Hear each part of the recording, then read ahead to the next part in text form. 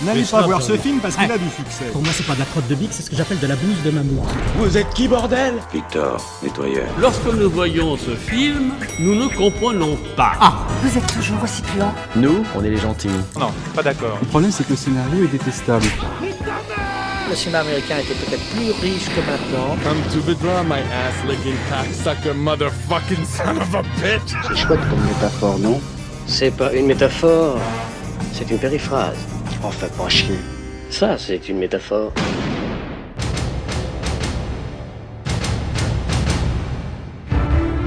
Salut à toutes et à tous et bienvenue dans ce nouveau format, et oui, de retour à l'écran. Un nouveau format sous forme de débat qu'on a voulu vous proposer sur un sujet, un événement ou un genre qui nous tient à cœur. Pas de focus donc sur un film des années 70, 80 ou 90, mais un premier débat sur ce qui a été l'un des plus grands festivals français de cinéma, le Festival du film fantastique d'Avoriaz. Pour en parler, je suis entouré de mes deux acolytes. Salut Mick. Salut. Et salut Tib. Et salut. Alors dans un premier temps, on va vous faire un petit historique du festival, vous parler du pourquoi et du comment de sa naissance, de son évolution, de ce qu'il a apporté au cinéma fantastique et d'horreur, mais aussi de son déclin et de son arrêt au début des années 90. On vous partagera nos souvenirs autour de ce festival mythique pour les fans de cinéma de genre. Et enfin, on débattra autour des nombreux films sélectionnés, ceux qui ont connu la récompense suprême, le fameux Grand Prix, ceux qui ne l'ont pas obtenu, mais qui l'auraient assurément mérité, les grands oubliés des palmarès et les surprises du festival. Retour à l'écran le débat, c'est parti. Vous aimez avoir peur? J'adore avoir peur.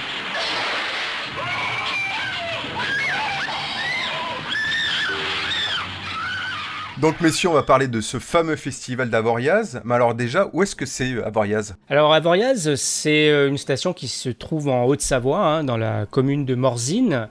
Et ça se trouve à 1800 mètres d'altitude, d'où le nom Avoria 1800. Alors déjà, tout de suite, on va commencer à parler de Avoriaz ou Avoria. Alors normalement, ça se dit Avoria. Ouais, comme Chamonix. Mais je pense qu'on va riper parce que moi, je l'ai toujours dit Avoriaz. Et je crois que vous aussi. Ouais, moi aussi. Malheureusement, oui. Désolé pour les puristes et pour ceux que ça va choquer, ouais. C'est bien de le préciser tout de suite. Dès le départ, ouais, c'est ça. Comme ça on est tranquille. Alors à l'origine de la station de ski, on a un homme surtout, une idée derrière, qui a une idée derrière la tête, c'est Jean Vuarnet. Alors Jean Vuarnet, c'est un originaire de Morzine justement, c'est un très grand skieur français des années 50-60. Un médaillé olympique, voilà. Et un médaillé olympique tout à fait aux Jeux Olympiques de 1960 aux États-Unis. Et c'est d'ailleurs le premier skieur sacré avec des skis métalliques Rossignol, mais aussi celui qui a inventé une position révolutionnaire et aérodynamique, la position de l'œuf, qu'il a mis au point avec son entraîneur. Et c'est une position visiblement qui fera école derrière. Donc il est assez connu dans le domaine jusqu'au début des années 60 où il arrête sa carrière à 27 ans. Il donne d'ailleurs son nom à une célèbre marque de lunettes de soleil. Et c'est justement en observant les pistes aux États-Unis, pendant les Jeux Olympiques donc, que l'idée d'une aubaine des portes du soleil lui vient avec quelques amis. Alors les portes du soleil, qu'est-ce que c'est ? C'est un espace de glisse gigantesque qui relie une dizaine de stations de ski entre la Suisse et la France. Alors, pour commencer, il se concentre d'abord sur Avoriaz. Il imagine une station pas comme les autres, une station sans voiture, non polluante. À l'avenir, quoi, finalement, assez visionnaire. C'est ça, c'est carrément visionnaire. Et c'est une station aussi à l'implantation des immeubles conçus autour des pistes de ski. Ce qui veut dire que les pistes de ski sont prioritaires sur les immeubles. Donc tout ça, c'est assez novateur. Non, parce que avant les bâtiments étaient construits sur les pistes. C'est pour ça a changé. Oui, il fallait slalomer entre les bâtiments. Non, mais c'est-à-dire que vraiment la piste était induite par la position des chalets. Mais là, ici, l'idée, c'est vraiment d'avoir un concept global, quoi. En fait, nous allons chercher à développer la station à la façon dont se serait développé un village, c'est-à-dire en essayant de se grouper, puis de s'agrandir par cercles concentriques. Oui, d'accord. Et donc, il va s'entourer de 3 architectes assez jeunes et qui n'en veulent, et qui vont lui proposer un dépaysement total pour le touriste urbain. Donc, pas de chalet souvenir, pas de chalet type suisse, une architecture moderne adaptée au site et qui se démarque des immeubles classiques qu'on trouve donc dans les villes. Donc, on aura des bâtiments en forme pyramidale qui évoquent les montagnes, avec des toits en bois, et le chauffage est entièrement électrique, parce que l'idée aussi, c'est qu'on doit rester non polluant. Et donc, cette architecture novatrice sera récompensée en 68 par le prix Équerre d'argent, qui est un prix d'architecture.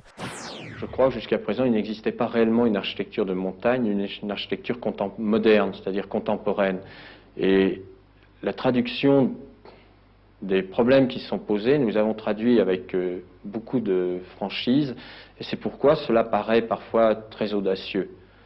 Mais je ne crois pas que l'on recherche essentiellement à choquer les gens. Au contraire, on cherche beaucoup plus à les étonner et sincèrement à les dépayser, puisqu'ils quittent la ville, ils viennent à la montagne, il faut qu'ils se sentent réellement à la montagne. Alors Jean Vuarnet, il ne peut pas faire ça tout seul, hein. Son projet, il est porté par Gérard Brémond. Et Gérard Brémond, c'est un homme d'affaires spécialisé dans l'immobilier, dont le père est un grand promoteur immobilier parisien d'ailleurs. Ils ont la trentaine tous les deux, ils ont un bon contact et ils se lancent dans ce pari un peu fou. Et justement, Gérard Brémond profite du projet Avoriaz pour lancer en 1967, le groupe touristique et immobilier Pierre et Vacances, qui deviendra par la suite leader européen de la location touristique, hein, comme on connaît bien. Et alors sur cette station, ils vont, en plus de tout ça, ils vont aussi installer le téléphérique le plus rapide du monde, hein, plus de 1000 personnes à l'heure, et ils vont faire aussi venir des rennes de Laponie avec des traîneaux. Alors le site coûte très cher, il faut que ça marche, il y a un souci de communication et d'animation qu'il va falloir pourvoir, et donc Gérard Brémond a un premier coup de génie, c'est offrir des vacances aux stars du showbiz grâce à un carnet d'adresses récupéré chez son papa. Donc on aura Johnny Hallyday, Sylvie Vartan, Nicoletta, les acteurs de l'époque, les chanteurs yéyé, tout ça. Et donc ça devient une sorte de Saint-Tropez des neiges. Mais ce n'est pas suffisant. Alors Gérard Brémond rencontre Lionel Chouchan, qui est un publicitaire et écrivain à 16 heures. Et Lionel Chouchan trouve que le style de la station, avec ses bâtiments en forme de pyramide, vaguement futuriste, fait penser au fantastique. Et donc il propose un festival de cinéma fantastique. Et à l'époque, il n'y a pas grand-chose sur le sujet, hein. On a le festival de Sitges en Espagne, qui existe depuis 1967. On a aussi la convention du cinéma fantastique créée par Alain Schlockhoff, hein, le papa de l'écran fantastique, la revue mythique, qui a été créée en 72 et qui deviendra plus tard le Festival international du film fantastique de science-fiction de Paris, en 73, donc la même année que Avoriaz. Mais il n'y a pas grand-chose, et donc du coup, c'est une idée qui séduit Gérard Brémond. Et donc, en 73, on lance le festival. Lionel Chouchan est propulsé donc directeur du festival. Et cette personne-là, hein, Lionel Chouchan, sera aussi à l'origine du festival du cinéma américain de Deauville, en 75, et aussi du festival du film policier de Cognac, qui deviendra le festival de Beaune. Ouais. Sacré bonhomme quand même, hein. Intéressant. Hein. Bien. Et donc, c'est en 1973 que le festival est lancé. En fait, les premières années, le fantastique n'a pas encore l'aura qu'il aura plus tard. Le genre est un peu dans une période de creux. Et donc voilà, le festival va démarrer doucement avec des sélections, avec des films un peu méconnus, un peu étranges, pas forcément de bonne qualité pour la plupart. Mais petit à petit, le festival va évoluer, sa renommée va augmenter. Mais comment va-t-il évoluer ? Moi, je pense que on peut parler déjà de la première année qui est quand même vachement importante. Oui. Je veux dire, où on a eu un Grand Prix de quelqu'un assez connu, vu que le Grand Prix, il est allé à Steven Spielberg pour son film Duel, qui avait été en plus, à l'époque, qui était un téléfilm et qui avait été remonté spécialement pour l'occasion en version cinéma. Donc on a pu voir ce film donc dans une nouvelle version et ça a été un carton. Alors en plein temps, c'est rigolo parce que on est dans un on est dans un festival de films fantastiques alors que finalement Duel est peut-être pas très fantastique non plus, quoi. C'est plus un thriller ou un... Enfin c'est juste une petite anecdote, mais c'est vrai que on est encore un petit peu timide peut-être au niveau, mais c'est vrai qu'après il faut voir aussi ce qu'il y avait à côté. C'était pas non plus, c'est sûr que ça survolait le reste, je pense. Largement, hein. Dans la sélection, en gros, on a des films qui peuvent être des sérieux concurrents, comme La Baie sanglante, hein, de Mario Bava, ou L'Abominable Fives, qui sont des films qui sont quand même un peu marquants dans le genre. Ouais, qui sont quand même assez cultes, hein, quand même. Hein, mais c'est les rares, par contre, comme je le disais juste avant, les autres, enfin le reste quand même, c'est quand même assez obscur. Enfin, c'est quand même des films assez obscurs. On sent que malgré tout, pour cette première année et les quelques années qui vont suivre, ils vont avoir du mal quand même à faire leur sélection, à trouver des films intéressants qui vont marquer les esprits. C'est-à-dire qu'en fait, ils veulent aussi ne pas aller vers le tout venant, le film de la Hammer. Donc il y a dans certaines interviews, on voit qu'il parle un peu de ça, qu'il voulait un fantastique un peu plus moderne. C'est-à-dire que c'est vrai que là, c'était les dernières années de la Hammer, on va dire, et donc les films avaient perdu un peu de leur superbe, ils commençaient à être un peu poussiéreux, même si vraiment les films sont magnifiques, hein, évidemment. Et donc, ils cherchent un fantastique un peu plus contemporain, et par chance, ils tombent très rapidement sur des premières pépites qui vont être des jalons pour la suite. Je pense à notamment Duel, parce que ça propulse aussi Spielberg sur le devant de la scène, au moins en Europe. On aura 2 ans plus tard Phantom of the Paradise de Brian De Palma. Ils ont quand même le nez creux là-dessus. Alors ce qui est marrant, ce qui est ironique d'ailleurs, c'est qu'ils veulent se démarquer un peu des films de la Hammer et de l'horreur gothique, on va dire, mais dans le jury de la première année, on retrouve justement Christopher Lee dans le jury. Et d'ailleurs, Christopher Lee sera même le dernier président du festival quand il s'arrêtera en 93. D'ailleurs, c'est intéressant que tu parles de jury parce que on remarquera dès la première année jusqu'au bout, en fait, un éclectisme de gens, enfin, en tout cas, des gens venant d'horizons complètement différents, pas forcément liés au fantastique, à l'horreur, au cinéma de genre. On aura que ce soit chez les cinéastes ou les acteurs, on peut parler de René Clément, on peut parler d'Antonioni. Après, on a aussi des écrivains comme Romain Gary, comme François Sagan, comme Barjavel. Ah ouais, non, mais c'était vraiment varié. Roger Vadim, il y a eu des tas de monde. Il y a eu un monde de fous. On a eu Robert Laffont, l'éditeur, puis on a aussi des chanteurs aussi comme Johnny Hallyday ou Julien Clerc. Je pense qu'il y a aussi une envie d'avoir du people, un peu, c'est que le ça principe, fasse parler. C'est ce que voulait. Voilà. C'était l'idée de quand ils ont fait la station, quand ils ont fait le festival, c'était de faire venir, justement, on n'en a pas parlé, c'était vraiment une intention de faire venir du people, du VIP, des gens fortunés parce que cette station manquait de gens, de notoriété à ce niveau-là, quoi. Et d'ailleurs, il y a eu un moment où les gens il y a eu les journalistes qui ont commencé à dire que ça virait un peu, que le jury virait un peu trop people, d'ailleurs, justement. Ouais, mais comme tu le dis, en fait, ça a ramené de la lumière, en fait, sur ce festival. C'est ce qu'il voulait, forcément. C'est ce qu'il voulait. Et il y a la télé qui est venue, notamment Antenne 2, donc France 2 d'aujourd'hui, qui s'est intéressé assez rapidement au festival et qui est devenu un partenaire, d'ailleurs, qui a fait un prix spécial, on en parlera après, mais qui s'appelle l'Antenne d'Or, qui était un prix spécial dans le palmarès à partir de l'année 78 jusqu'en 92. Donc, et tous les jours, en fait, au journal de 13h, il y avait un sujet sur le festival pendant la semaine du festival. Au fil du temps, d'ailleurs, c'est devenu, en France en tout cas, le 2e plus grand festival de cinéma derrière Cannes. Donc il y avait un vrai, on avait au mois de mai, on avait le festival de Cannes, le plus gros festival, mais il y avait aussi le festival d'Avoriaz qui avait au fil du temps et assez rapidement finalement, aussi grâce à cette pipolisation, une certaine notoriété. Ça, ouais, et puis surtout au niveau des prix, puisque ce sera, c'est pas que en France, ce sera vraiment international, qui aura cette renommée d'Avoriaz. Fallait quand même le préciser. Mais tu as bien raison. D'ailleurs, c'est Wes Craven qui en parlait, qui disait que c'était très prestigieux pour le fantastique. Donc là, il en parlait au début des années 90, que c'était très prestigieux pour les films fantastiques et que ça avait un très bon impact sur la diffusion des films en Europe, surtout. Aux États-Unis, peut-être ils étaient un peu moins touchés par le palmarès, mais dans le reste de la distribution mondiale, c'est sûr que ça avait un certain impact à partir des années 80. Et le jury aussi, ce qu'ils aiment bien aussi, c'est que ils vont faire du ski, il y a des traîneaux, il y a de la fondue, le look de la station, la période et tout ça, loin de la vie urbaine, ça attire donc ces people aussi, et ils trouvent que le festival est moins guindé aussi que Cannes, donc il n'y a pas les nœuds papillons, on est un peu à la bonne franquette, quoi. Et donc dans les coulisses entre professionnels, apparemment c'est plus détendu aussi. C'est le rêve, non, c'est bien. Oui. C'est bien, je suis très content.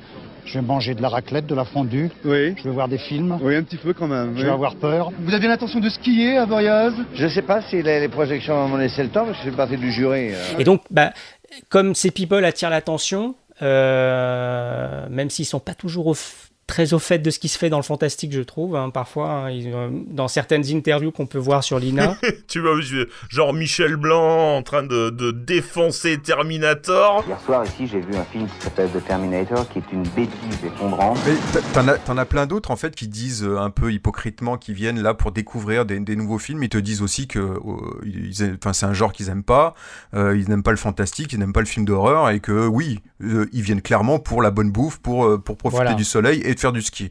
Voilà. Et puis certainement qu'ils ont dû être bien rémunérés pour ça. Mais bon, voilà, c'est presque un deal en fait. Voilà, vous nous amenez votre notoriété et nous, ça nous permet d'avoir une vitrine pour notre station, pour amener des touristes pendant les périodes hivernales. Je viens pour le cinéma, mais je viens aussi pour le ski. Hein. Je crois que c'est un univers qui m'amuserait. D'en faire une fois, oui, ça m'amuserait.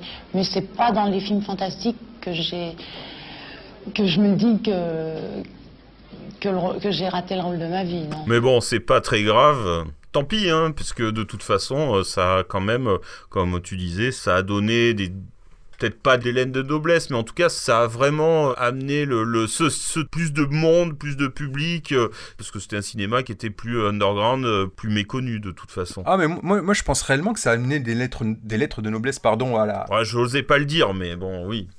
Au fantastique, on a mis en lumière quand même des films, peut-être que si ce festival n'avait pas existé...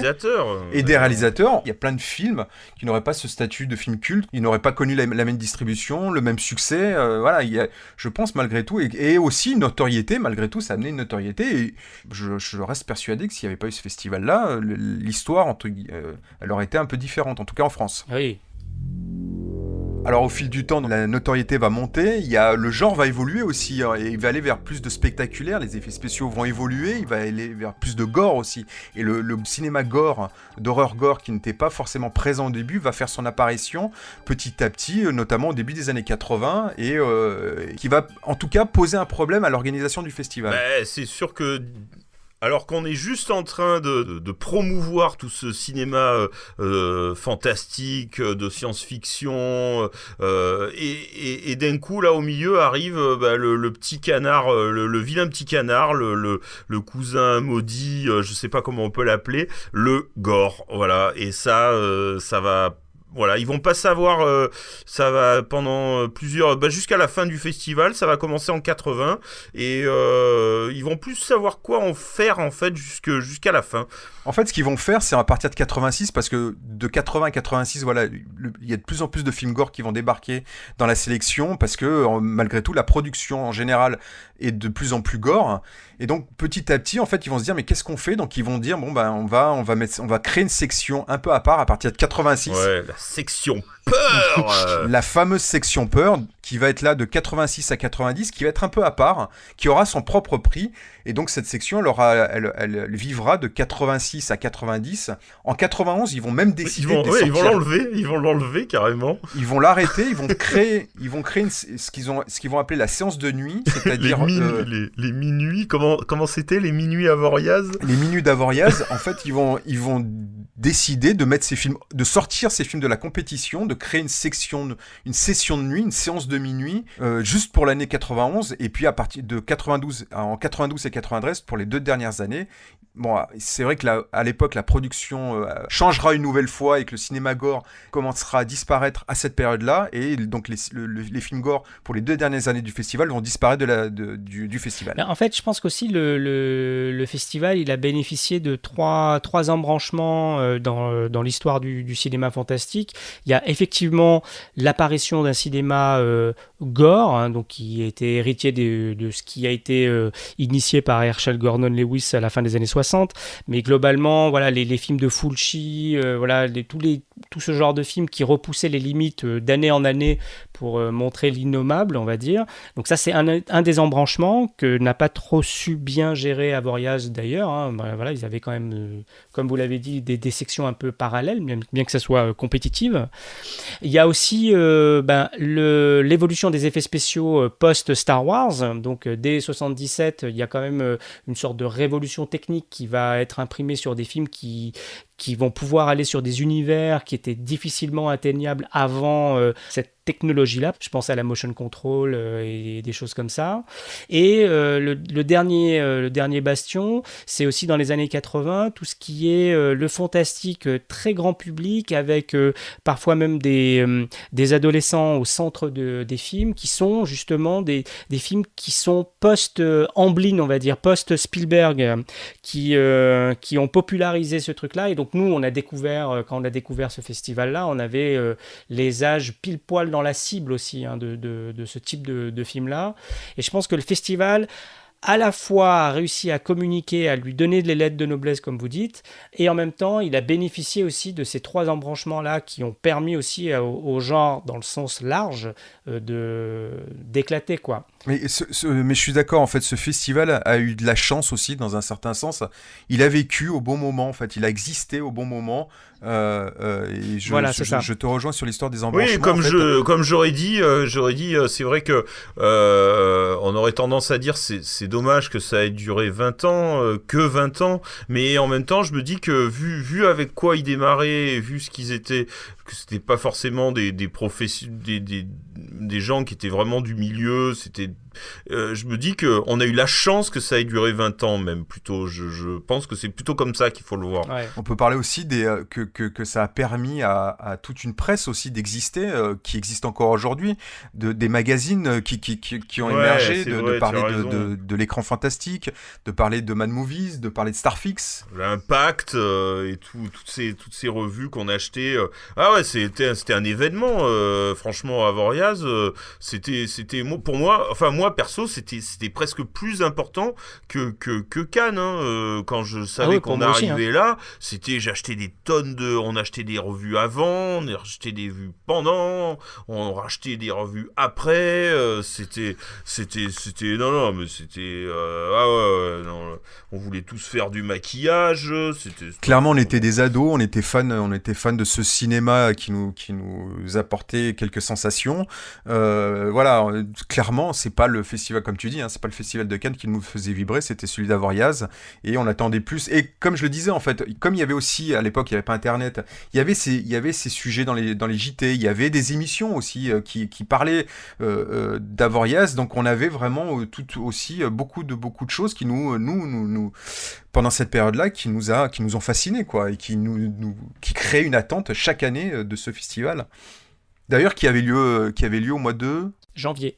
Merci. Parce qu'on n'en a pas parlé, donc... Oui, c'est vrai que c'était quand il y avait de la neige, quoi, à l'époque. C'était ça. C'était au mois de janvier. Et dans les coulisses, le comité de sélection, il y a un des membres qui s'appelle Jean-Claude Romer, et il explique qu'il y avait à peu près, en moyenne, 40 visionnages pour une sélection, 40 films à peu près envoyés pour avoir une sélection d'une petite dizaine de films. Et donc, c'est lui qui a créé un prix très spécial pour les films mal aimés à partir des années 80, tout ça, parce qu'il a une affection aussi, il avait une affection pour les films, justement, pas très bien appréciés par le commun des mortels, on va dire. C'est vrai que quand même, au niveau le gore, il n'était pas très aimé, parce que déjà... il y a un monsieur qui disait que pour lui le gore c'était une appendice du porno quand même, d'une façon générale, qu'il aimait pas trop le gore, et que quand c'est réussi c'est une parodie, un pastiche de film d'horreur, et quand c'est raté c'est de la boucherie médiocre, on n'est pas super. Et ce monsieur, c'est quand même Lionel Chouchan qui disait ça, donc donc c'est sûr que ça partait pas gagnant pour le gore dans cette histoire. Je précise juste un truc, Lionel Chouchan, donc le directeur du festival d'Avoriaz directement. On va parler un peu des dernières années du festival. Alors à la fin des années 80, en fait, la renommée d'Avoriaz permet à Richard Brémond, donc le gérant de l'immobilier de Avoriaz, d'appâter les investisseurs et de lancer un nouveau programme de construction de résidences de tourisme. Donc là, lui, il est dans une démarche d'expansion, et donc là, le festival d'Avoriaz devient un petit peu gênant, parce que pour lui, c'est un peu gênant, parce qu'en gros, les gens qu'il vise, les touristes qu'il vise, c'est plutôt un grand public, c'est public familial et tout ça. Et disons que l'appellation de la station de l'horreur, c'est pas très compatible. Du sang dans la neige. Ça commence à devenir gênant pour ces plans, quoi. Voilà, c'est ça, c'est que ça devient un peu gênant. Alors après, la raison officielle que lui cite, c'est que les productions fantastiques s'épuisaient en production sanglante, plus proche de la série Z qu'autre chose, et donc ça permettait pas de présenter un palmarès de qualité, mais c'est pas... Voilà. Dans le fond, il avait pas tort, hein, parce qu'on est quand même... le début des années 90, on est dans une période creuse du genre, quand même. Hein. Il faut bien l'avouer. Hein.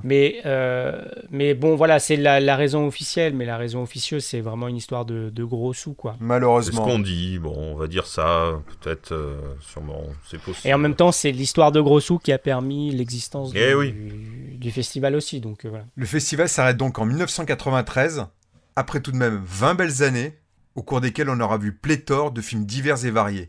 Il y aura eu des bouses, des ovnis, mais aussi de véritables chefs-d'œuvre qui marqueront non seulement l'histoire du fantastique, mais celle du cinéma. Alors messieurs, comment avez-vous vécu cet arrêt du festival ? Pour rebondir par rapport à ce que tu disais, c'est vrai que moi je l'ai un peu vécu comme un deuil, quand même, puisqu'on parle de la fin du festival, moi je l'ai vécu un peu comme un deuil quand même. Ça a été un gros drame dans ma vie, surtout que je voulais y aller, et j'avais 20 ans quand ça s'est arrêté, juste au moment où je commençais à être un peu autonome, j'avais une voiture, j'aurais pu y aller, quoi, et non, je pourrais jamais y aller, jamais pu y aller parce que ça s'est arrêté là. Ah, quelle horreur, quelle tristesse, mais bon, c'est comme ça, c'est les regrets, c'est pas grave. En plus, il y a un truc qu'on n'a pas dit, mais tous les trois, on vivait à ce moment-là à Grenoble, en fait, et donc du coup, c'est pas très très loin finalement d'Avoria, là où quand Gérard Mer s'est avancé, là, oui, j'ai dit Avoria. Quand Gérard Mer est arrivé, c'était dans les Vosges, donc c'était carrément plus loin, quoi. Ouais. Alors qu'on n'avait pas réussi à y aller, pas plus d'ailleurs. Mais non. Ça changeait pas grand-chose. Que ce soit Avoriaz ou que ce soit Gérardmer, malheureusement, on n'a jamais foutu les pieds dans aucune édition de ces deux festivals. Ouais. Non, mais moi c'est pareil en fait. Oui, je l'ai vécu comme ça a été un choc en fait quelque part. Même si, je le répète, les dernières sélections, en tout cas pour moi, elles étaient beaucoup plus décevantes par rapport à celles qu'on en parlera, de ce qu'il y a eu pendant les années 80, où là vraiment c'était l'âge d'or en fait du festival. Ah ouais. Mais malgré tout, c'est toujours un choc parce que voilà, c'était quelque chose qu'on attendait chaque année. On était content, on en parlait, on allait quand même voir les films qui étaient sélectionnés quand ils sortaient, parce que tous ne sont pas sortis ou certains sont sortis beaucoup plus tard. Et puis aussi, c'était à cette période-là, la fin des années au début des années 90, il y en a beaucoup qui sortaient directement en vidéo. Et ouais, mais justement, ça, avoir ce petit logo, du moment qu'il y avait marqué Avoriaz, c'est bon, voilà. C'était à louer. On les louait, on les prenait, on se battait pour les avoir, voilà. Et donc, voilà, il y avait quand même un rituel chaque année de suivre avec les magazines, on en parlait. Et voilà, c'est pareil, c'est une sorte de deuil qu'on a, en tout cas pour moi, que j'ai jamais réussi parce que Gérardmer a pris la suite tout de suite après, finalement, un an ou deux, je crois, ou même l'année suivante. Ah oui, non, que l'année d'après, 94. Mais en fait, j'ai jamais réussi à recoller, en fait, à avoir la même passion pour je sais pas pourquoi, parce qu'il y a eu quand même, c'est ce qu'on disait, il y a eu quand même des bons prix, quand même. Mais c'est vrai que c'était comme Cannes, quoi. J'allais acheter les revues avec toute la sélection, on décortiquait ça, on essayait d'avoir quelques infos, de voir des bandes annonces à la télé. On était sur les dents, on regardait ça, moi je suivais ça au jour le jour. Il faut dire aussi qu'avec Gérardmer, en fait, les médias se sont détournés aussi, donc comme nous finalement, et de pas voir en fait de reportages sur le festival, sur Gérardmer, tout ça, a contribué aussi au fait qu'en tout cas pour moi de ne pas m'en intéresser en fait. Voilà, c'est dommage parce que oui, comme tu dis, il y avait quand même des choses intéressantes. Il y aurait pu avoir un passage de témoin, et en tout cas chez moi, il s'est pas fait. Ouais, c'est vrai qu'ils auraient pu faire ça de manière un peu plus officielle, ou c'est vrai que ça s'est fait il y a eu, je sais pas comment ça a été fait vraiment.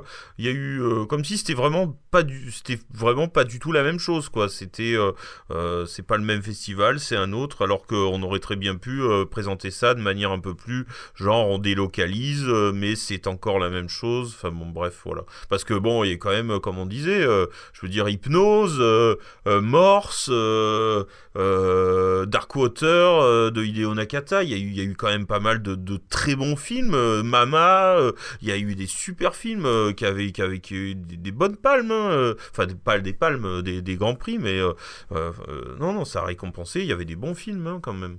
Le jour de la bête de Alex de la Iglesia d'ailleurs. Mais on en reparlera.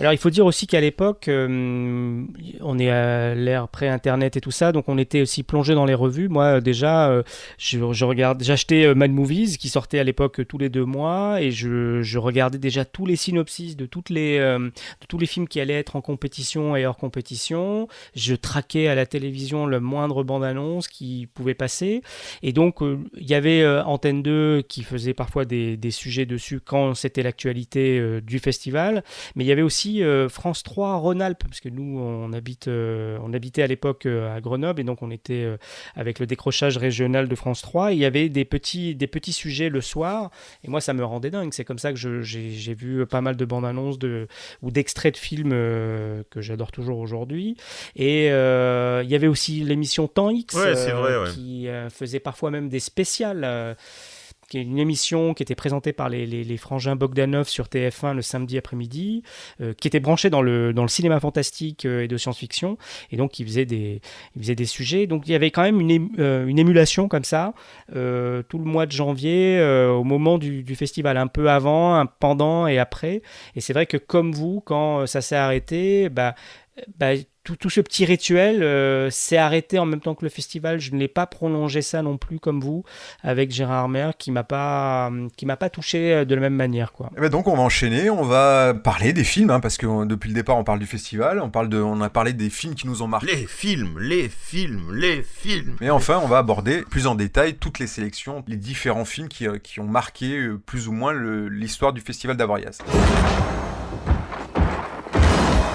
Il nous faut quelque chose de plus. Il nous faut un policier qui fonctionne 24 heures sur 24. J'ai la joie immense de vous présenter Robocop. Alors on va commencer par parler des Grands Prix, tous les films qui ont eu la récompense suprême. Il y a eu un peu de tout et n'importe quoi. Alors la seule chose, il y a une année où il n'y en a pas eu. C'est l'année 1976 où il n'y a pas de Grand Prix qui a été décerné. On n'a pas vraiment d'explication. À l'époque, c'était Michelangelo Antonioni qui était le président du jury, et il a été décidé de ne pas donner de Grand Prix cette année-là. Ouais, c'est un peu rude quand même, mais ça correspond encore à cette histoire un peu d'horreur, parce que ils ont donné un prix à un film qui maintenant est quand même fait figure de film culte maintenant. Je veux parler évidemment de Massacre à la tronçonneuse. Évidemment, quand même. Je veux dire, ils ont été un peu chien-gonfle quand même sur ce coup-là, de pas. Je veux dire, ils ont décidé de pas lui donner, mais il était quand même largement au-dessus des autres. Le chef-d'œuvre de l'horreur et de l'épouvante, Massacre à la tronçonneuse.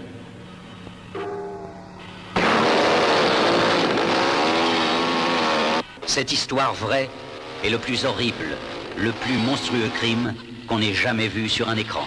Massacre à la tronçonneuse. Un film à vous couper le souffle. Massacre à la tronçonneuse.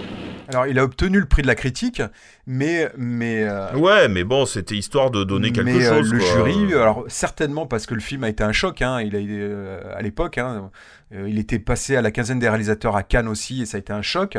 Et je pense que ce jury, donc très éclectique, dont on parlait tout à l'heure, il n'a pas un peu un télo de voir un film choc comme celui-ci à l'époque. Ça a pas, je pense que ça a joué aussi sur le fait qu'il est pas que les gens ont refusé, en tout cas ce jury a refusé de lui donner le Grand Prix. Ouais, je pense qu'il y a dû y avoir un rejet total du film, tellement le film est fort. Parce que le film était sorti quand même en 74 aux États-Unis, il est sorti 2 ans avant, enfin 1 an et demi avant, et il connaîtra qu'une sortie française qu'en 79, donc vraiment beaucoup plus tard. Et, même en 82. Même en 82, oui d'ailleurs, parce que du coup directement en VHS en 79, mais en 82... Exactement. En fait, René Château l'a finalement sorti en salle en 82. René Château, donc une distributeur de vidéos... C'était le disque jaune avec la panthère noire, pour ceux qui se rappellent.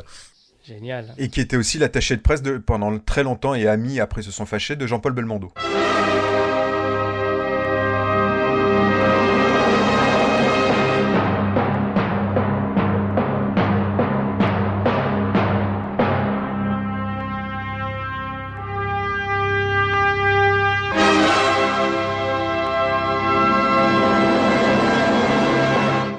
Donc voilà, donc je pense qu'il y a vraiment ce rejet-là. Peut-être que le film était tout à fait désigné par rapport à tout le reste de la compétition à avoir le Grand Prix. Je pense qu'il n'y a aucun autre film de cette année-là qui pouvait rivaliser avec Massacre à la tronçonneuse. Mais je pense que le film a dû tellement révulser qu'ils ont décidé de ne pas le donner parce que les autres n'étaient pas suffisamment pointus pour faire office de Grand Prix, probablement. C'est clairement le film qui se détachait de la sélection à 76. Donc l'explication, même si elle n'a jamais été réellement donnée, en tout cas, je n'ai pas trouvé d'infos dessus. Ouais, parce que bon, il y avait quand même un Cronenberg, Frisson de Cronenberg, mais qui est loin d'être son meilleur. Il y avait, mais bon, après, franchement, les décimales du futur, moi, je sais pas ce que c'est, moi. C'est un film britannique et pas très très bon, faut le dire. Ouais. Et puis, il y avait, non, c'est vrai que c'était pas une grande année, mais bon, pas la donner à Texas Chainsaw Massacre. Ouais, ça c'est la vraie tâche du palmarès de toutes ces années, en fait. Il y en a une ou deux aussi. Il y a eu d'autres années. On va en parler tout à l'heure. On va en parler, mais on en parle maintenant. De toute façon, on est dans les années un peu bizarroïdes, non ? Des années bizarroïdes, il y en a eu tout le long des 20 ans, parce qu'on a quand même des grands prix, on va en parler, qui sont certes, pour certains assez bizarres.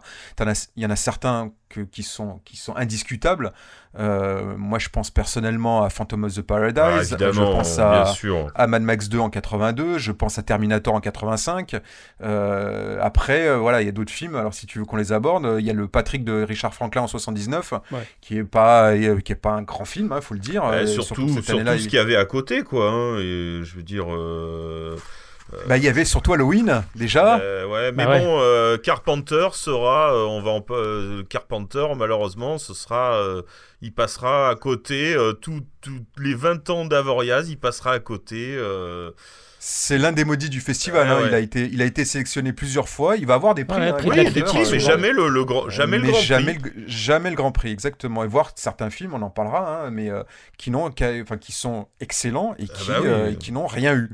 Et pour certains qui n'ont même pas été sélectionnés, moi je pense à The Thing, moi je ne comprends pas qu'un film pareil, qui est un chef-d'œuvre absolu, n'ait même pas été sélectionné en 82 ou 83 suivant la sortie. Si on regarde, il y a des tas de films, je pense que c'était par rapport à leur sélection, je sais pas. Ou des dates de sortie, ou des trucs comme ça. Des moments de sortie, je sais pas, je pense, il doit y avoir un petit quelque chose là-dedans, parce que c'est vrai qu'il y a quand même des films qui sont sortis, qui apparaissent pas là dans... Par exemple pour The Thing, il est sorti le 3 novembre 82, donc peut-être qu'il était déjà sorti, donc on pouvait plus le sélectionner directement au festival, tu vois, c'était trop tard. Certainement, mais bon, c'est quand même dommage. Ah oui, c'est sûr. Bon, après Et en plus, il en aurait eu peut-être besoin parce que comme il a pas trop, c'est un film qui a pas trop marché au cinéma, qui est devenu culte après, mais qui a pas marché. Comme disait Mick tout à l'heure, en fait, comme le Festival d'Avoriaz n'avait pas forcément d'impact aux États-Unis, de toute façon, je pense pas que ça aurait changé grand-chose, sachant qu'il y avait E.T. qui était sorti une semaine avant aux États-Unis, et je suis pas sûr que ça aurait changé grand-chose. Mais bon, c'est simplement voilà un film comme celui-ci. Pour moi, il y avait toute sa place et il aurait largement mérité, même si l'année 82, c'est quand même Mad Max 2 qu'il a eu, et l'année suivante Dark Crystal, suivant les sélections, ça va, hein, on va pas. Parce que c'est quand même de grands films. On est en train de refaire le match, mais oui, bah heureusement d'ailleurs, on est là pour ça, mais oui, non. c'est ça. Sinon, dans les films un peu, on va dire oubliés en fait, qui ont eu le Grand Prix, on peut parler du Cercle Infernal en 78. Ça c'est un film qui est plutôt pas mal, mais qui est bien. Après, voilà. J'avoue que je me rappelle pas du tout. C'est-à-dire qu'il est difficilement trouvable aussi. C'est-à-dire il n'y a pas de copie. Il n'y a pas de copie au bon format qui existe. Alors pourtant la même année il y avait quand même Génération Proteus. Ouais. Ah j'adore. Il y avait la dernière vague de Peter Weir, mais voilà ils l'ont donné au Cercle Infernal. Pourquoi pas. Voilà, ça me choque moins que l'année suivante à Patrick, hein, le film de Richard Franklin, ça me choque moins. Ouais. Mais sachant que, comme je me répète, il y avait quand même Halloween dans la sélection, mais voilà. Souvenez-vous, vous avez hurlé de terreur. Souvenez-vous de Michael Myers, de ce visage lisse et pâle, de ce masque inexpressif derrière lequel se cache la peur. L'horreur. Revivez Halloween comme vous ne l'avez jamais vu.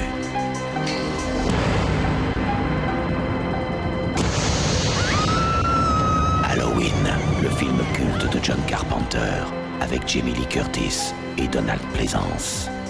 Halloween, la peur n'a pas pris une ride. Après, on peut citer L'Ascenseur en 84 quand même, qui est un peu un ovni, un film totalement inattendu, un film hollandais de Dick Maas qui est sorti donc en 84, qui a eu le Grand Prix. Ouais, ça c'était un petit peu politique. Il voulait apparemment, c'était plus pour des raisons de faire parce qu'il savait que la même année c'était l'année de Dead Zone, c'est ça ? Ouais, c'est l'année de Dead Zone. C'est ça. De Cronenberg. Et Cronenberg, et Stephen King, il s'était dit que ça allait de toute façon faire son chemin sans problème, quoi. Alors que ce petit film un peu plus méconnu, ça pouvait, parce que bon, c'est ce qu'on disait, avoir un Grand Prix d'Avoriaz, ça a aidé, que c'était quand même une plus-value pour un film. Ouais, c'était un coup de pouce pour la sortie salle, bien sûr. Hein. Donc probablement que la décision de mettre en avant l'ascenseur, un petit film européen face à un mastodonte américain, on va dire, je pense que ça s'est un peu décidé un peu comme ça, était un peu louable, on va dire. On peut dire que c'est un peu louable, mais après, juste de manière objective, si on compare les deux films, mais il n'y a même pas photo. Quoi. Il n'y a pas photo. Même si j'aime beaucoup L'Ascenseur. Même si, L'Ascenseur voilà. est un super film d'horreur quand même. Il y a quelqu'un dans la cage en bas. Il est mort, viens voir. Aide-moi, nom de Dieu. L'ascenseur, il démarre.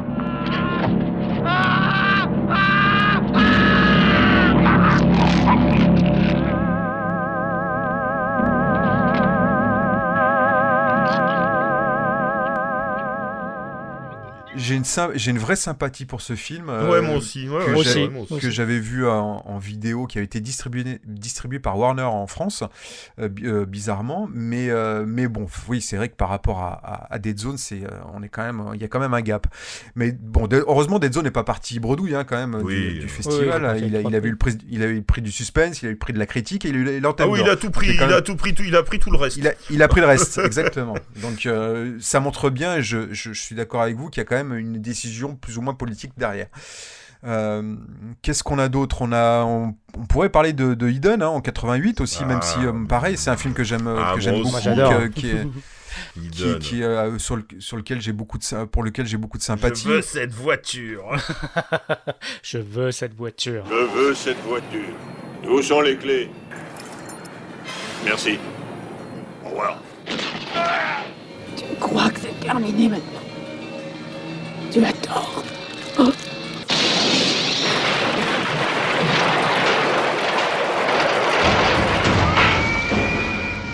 Mais bon, la même année, on avait quand même Robocop. Prince des Ténèbres. On avait Hellraiser. Mais Hellraiser, donc, on en parlait tout à l'heure, Hellraiser, il avait été directement mis dans la section peur. Donc la fameuse catégorie gore. Donc, de toute façon, il l'aurait pas eu. Et d'ailleurs, il obtiendra, Hellraiser, le prix de la section peur. Mais bon, voilà. Même si j'aime bien, j'aime beaucoup Eden. Mais bon, face à Robocop... oui, voilà, franchement, ça, c'est vrai que ça... Même face à Prince des Ténèbres.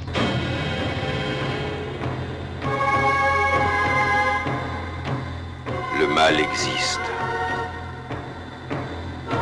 Il est parmi nous. Il se réveille. Tous ceux qui sont à proximité font le même rêve. Qu'est-ce que c'est? Un secret qui ne doit plus en rester un.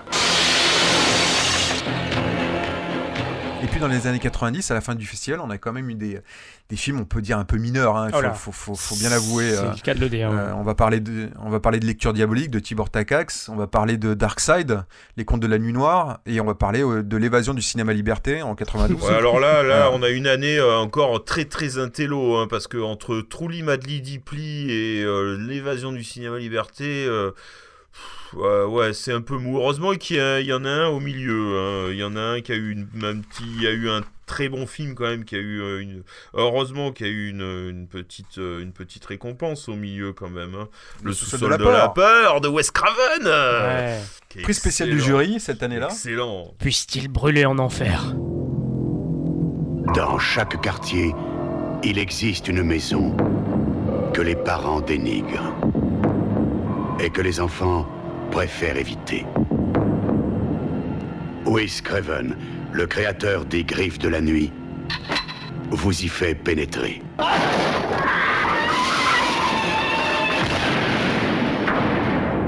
C'est le sous-sol de la peur. Bon, après, il y avait eu un prix du public pour Time Bomb, mais bon, moi... Time Bomb qu'on avait beaucoup aimé à l'époque, mais je ne sais pas, je crois que ça doit appartenir au passé, ce film. Oui, ça doit rester au XXe siècle. Ne revoyez jamais ce film. D'ailleurs, en 92 aussi, il y avait la famille Adams, et ils lui ont donné le prix du 20e anniversaire. Voilà, il fallait donner quelque chose à la famille Adams, donc ils lui ont donné le prix du 20e anniversaire. Parce qu'il y a eu quand même pas mal aussi de prix, on en parlera aussi, mais des prix qui sont sortis de nulle part, qu'il y a eu une seule fois. Voilà.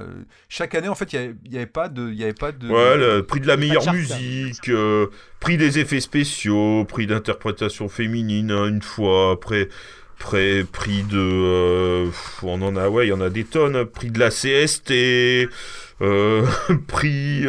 je sais pas, ouais, il y en a des tonnes.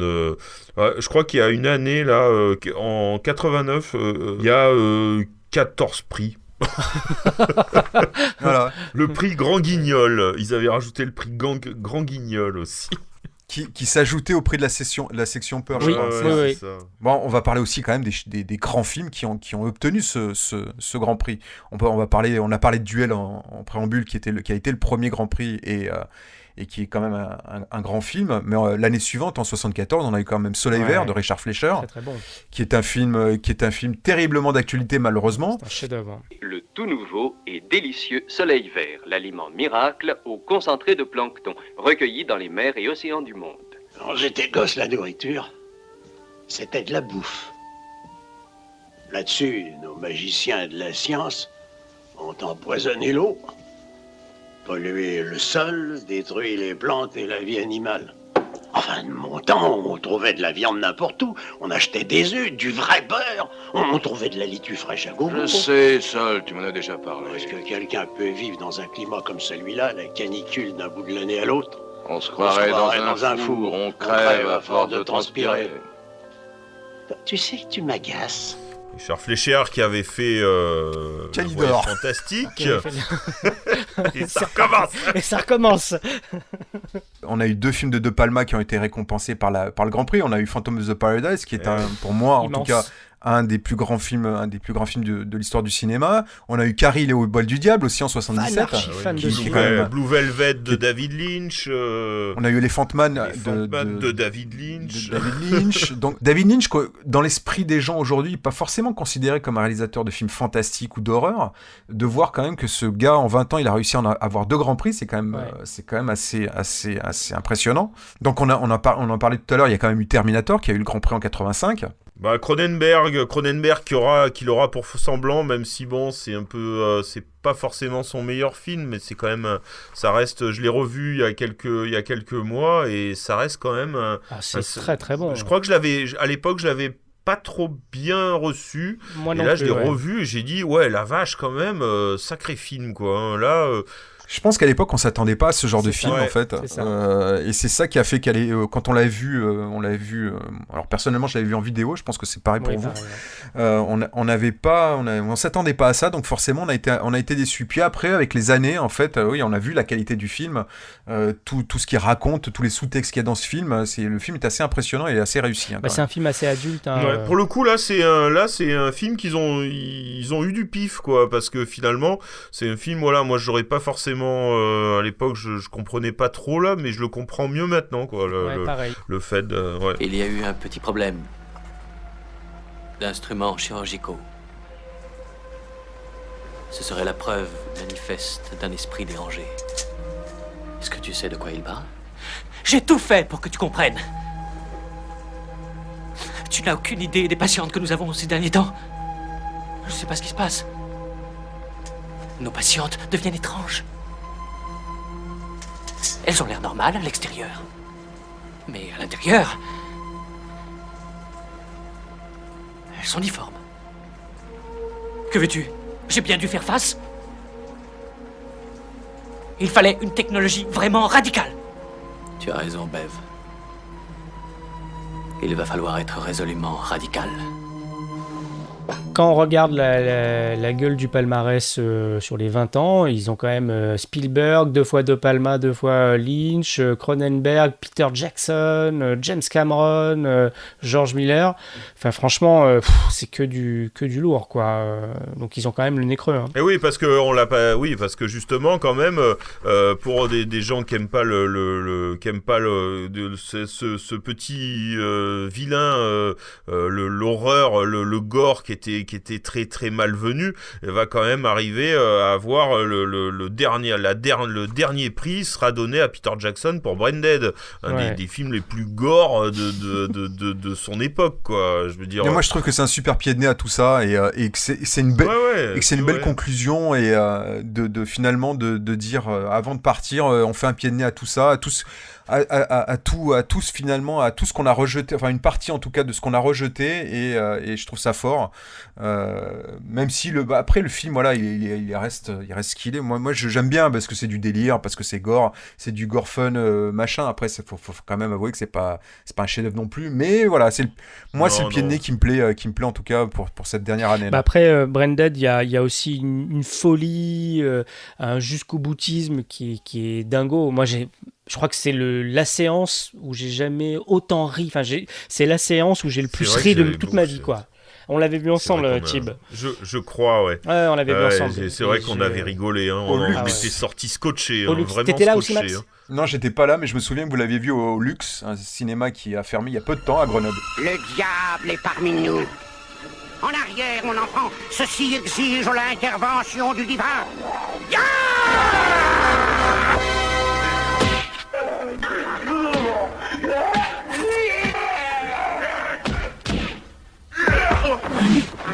Au nom du Seigneur, je vous botte le cul.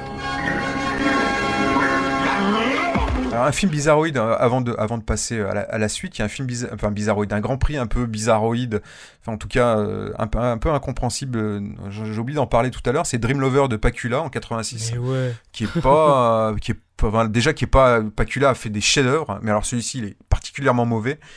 Et c'est un peu une incompréhension, sachant que cette année-là, il y avait quand même House de Steve Miner, qui a finalement eu le prix de la critique. Il y avait Link de Richard Franklin, très bon qui a eu le prix spécial du jury. C'est quand même deux bons films. C'est le film avec le singe. Ah, il était bien celui-là, le singe tueur. Avec Elisabeth Chou, avec le singe tueur, exactement. Et puis il y avait Vampire, vous avez dit Vampire quand même. Vampire, vous avez dit Vampire, un sacré film quand même. Voilà, un film qui est quand même un film culte. Je veux dire, c'est dommage que ce film n'ait pas eu plus de prix d'ailleurs. Vraiment, putain, il aurait mérité vraiment un gros prix, ce Vampire, vous avez dit Vampire, je trouve. Ben, il a eu le prix, encore un prix qui sortait de nulle part, qui s'appelle le prix Dario Argento, qui a été créé qui était présent uniquement cette année-là, certainement parce que Dario Argento était dans le jury. Et à mon avis, Damon Lover, c'est pas sa came. Hein. Mais je me demande s'il avait pas, parce qu'il a quand même un fort caractère, Argento, et je sais pas si c'est pas lui qui a insisté pour dire mais non, mais voilà, Fright Night c'est super, enfin Vampire, vous avez dit Vampire c'est super. Moi je veux lui donner un prix, et donc on a peut-être décidé de lui donner un prix Dario Argento parce que tout le monde connaît Dario Argento. Il y a peut-être un truc un peu comme ça, quoi. Je pense qu'il devait être vraiment en porte-à-faux avec le choix du jury. Enfin, ça m'étonnerait pas en tout cas. Ouais, c'est possible. Démon, tiens, que me vaut cette visite surprise? Le vampire, c'est que je sais tout sur lui. Où il l'apprendra quand il s'éveillera cette nuit. Qu'est-ce que tu débloques? Ce gars avait des crocs et même une chauve-souris m'est passée dessus et une seconde plus tard, il est apparu. Quoi? Hier soir, il avait des crocs. Il lui a enfoncé dans le cou. C'est un vampire.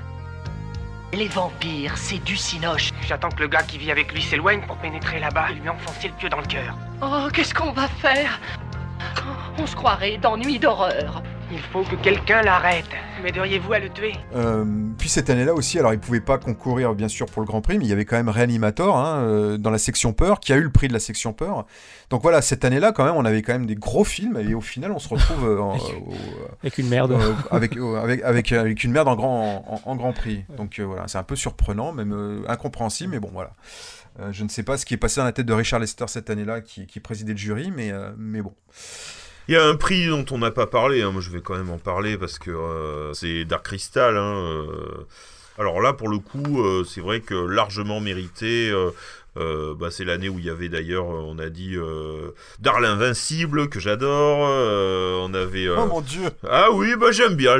C'est comme ça, j'aime bien. Je l'aime bien, c'est sur la même cassette. C'est sur la même cassette. Voilà. Ok, boomer. Et puis bon, c'est vrai qu'on a eu la même année, il y avait aussi Tigra, un dessin animé, un chouette dessin animé d'Heroic Fantasy. Voilà, parce que bon, les dessins animés, il n'y en a pas eu, je crois que c'est avec j'en parlais tout à l'heure, là, en compétition, le Seigneur des Anneaux, je crois que ça a été Ralph Bakshi. D'ailleurs, tout à fait. D'ailleurs, ils ont tous les deux une technique de rotoscopie, en fait. Le film a été tourné, et puis les dessins... Et dessinés par-dessus. La pellicule. Il y a longtemps, à la fin de la dernière ère glaciaire, apparut dans le nord une puissante reine. Elle s'appelait Juliana, et son ambition était d'étendre son royaume à toutes les régions du monde connu. Dans ce but, elle leva une armée et mit au monde un fils qu'elle appela Necron. Elle lui enseigna les sciences occultes et les pouvoirs de l'esprit. Et lorsque Necron fut en âge, et qu'il eut la maîtrise de ses pouvoirs, ensemble, ils s'emparèrent de la région de glace. Et depuis leur château nommé Pic de Glace, ils firent rouler un glacier géant vers le sud. Aucun village, aucun être humain ne put résister à son assaut impitoyable. On a pas mal déjà parlé des films qui ont été récompensés, mais qui méritaient certainement le Grand Prix. On en a parlé de beaucoup, mais il y en a d'autres. Après, il y en a beaucoup. Il y a beaucoup de très bons films qui ont eu des prix, mais bon, c'est peut-être pas le Grand Prix. Mais après, il y a eu beaucoup de choses. C'est rare. Les très très oubliés vraiment qui n'ont pas eu de prix. Il y en a un peu On moins. en a déjà parlé de certains, mais moi j'ai envie de citer Fogg, j'ai envie de citer Mad Max, le premier Mad Max. Il a eu un prix quand même, Mad Max. Il a eu un prix, oui, il n'a pas eu le Grand Prix. Et ouais, apparemment, au dernier moment, dans la cage d'ascenseur, juste avant de revenir, ils ont changé d'avis apparemment. Ah ouais. En fait, c'est le C'était demain qui a eu le Grand Prix. C'est un super film aussi. Très très bon ça aussi. Ouais. Moi, j'adore. Irrésistible. Encore une fois, c'est un film que moi j'aime beaucoup, mais bon, Mad Max c'était quand même une claque, quoi. J'imagine à l'époque l'impact que ce film a eu, mais de lui donner le prix spécial du jury, oui, c'est une belle récompense, c'est la seconde récompense, mais c'est clairement un film qui est au-dessus pour moi quand même de C'était demain. Bagnole en morceaux. Flic en morceaux, tu m'entends, flico? Je suis l'aigle de la route. Je suis une machine infernale à injection. Bon flash. Je roule. Je roule. Libre comme l'air. Je suis l'aigle de la mort, madame. Je suis avec ma nana. Et tu nous auras jamais. Dans le même genre, on peut citer, il y a La Mouche aussi en 87, qui aurait largement mérité le Grand Prix. Il y en a d'autres qui ont eu des prix. L'échelle de Jacob, moi j'aurais envie de parler de l'échelle de Jacob, qui s'est fait piquer la vedette par Darkseid. Franchement, il y a pas photo, quoi. Là, clairement, il n'y a pas photo, quoi. Je veux dire, qu'est-ce que c'est cette histoire, quoi? Darkseid, c'est pas une merde, mais pas loin, quoi. Je veux dire. Ouais, c'est une petite série B sympatoche. Il y avait l'échelle de Jacob, il y avait même Cabal de Clive Barker, qui était excellent. Mais bon, l'échelle de Jacob, c'est cultissime, quoi. C'est un des... Ouais, je sais pas. Voilà. Même j'ai envie de dire, même Hardware aurait été plus Hardware de Richard Stanley. Petit film bricolé, un peu une sorte de sous-Terminator, si on veut le réduire, aurait eu plus de gueule en Grand Prix que Darkseid. Enfin, il y a un truc, là, on comprend pas, quoi. On l'a vu tous les deux, Mick, au cinéma, Darkseid, on est allé le voir, et on était quand même assez bon public à l'époque, et même en sortant de la salle, on s'est dit, mais bon, voilà, c'est gentillet, mais sans déconner... ça vaut pas un Grand Prix, quoi. Et puis aujourd'hui, ce film-là, il est dans les oubliettes et il est très bien où il est, quoi. Ouais, je me souviens même avoir loué l'échelle de Jacob un an après, quoi, à peu près, en me disant mais c'était ça le Grand Prix. Enfin, le truc, c'était évident que le truc était juste extraordinaire. Fais-moi sortir d'ici. Serrez pas trop. Où voulez-vous aller? Chez moi. Chez vous, c'est ici. Vous êtes mort, Singer. Je suis pas mort. Vous êtes quoi, alors? Vivant. Qu'est-ce que vous faites ici? Ça, j'en sais rien. Oh, c'est impossible. Qu'est-ce qui est impossible? Je veux aller ailleurs. Il n'y a pas d'ailleurs. Vous avez été tué. Alors, dans les grands films qui ont été présents au palmarès, on peut parler aussi de L'Invasion des profanateurs en 79, qui va obtenir l'Antenne d'Or. On peut parler de Phase 4 en 75, qui a eu le prix spécial du jury. On peut parler d'Hurlement, qui a eu le prix de la critique. Parlons-en d'Hurlement. Le Blob. Le Blob aussi. Ah, voilà, Blob. Tu vois, on s'est vu en même temps.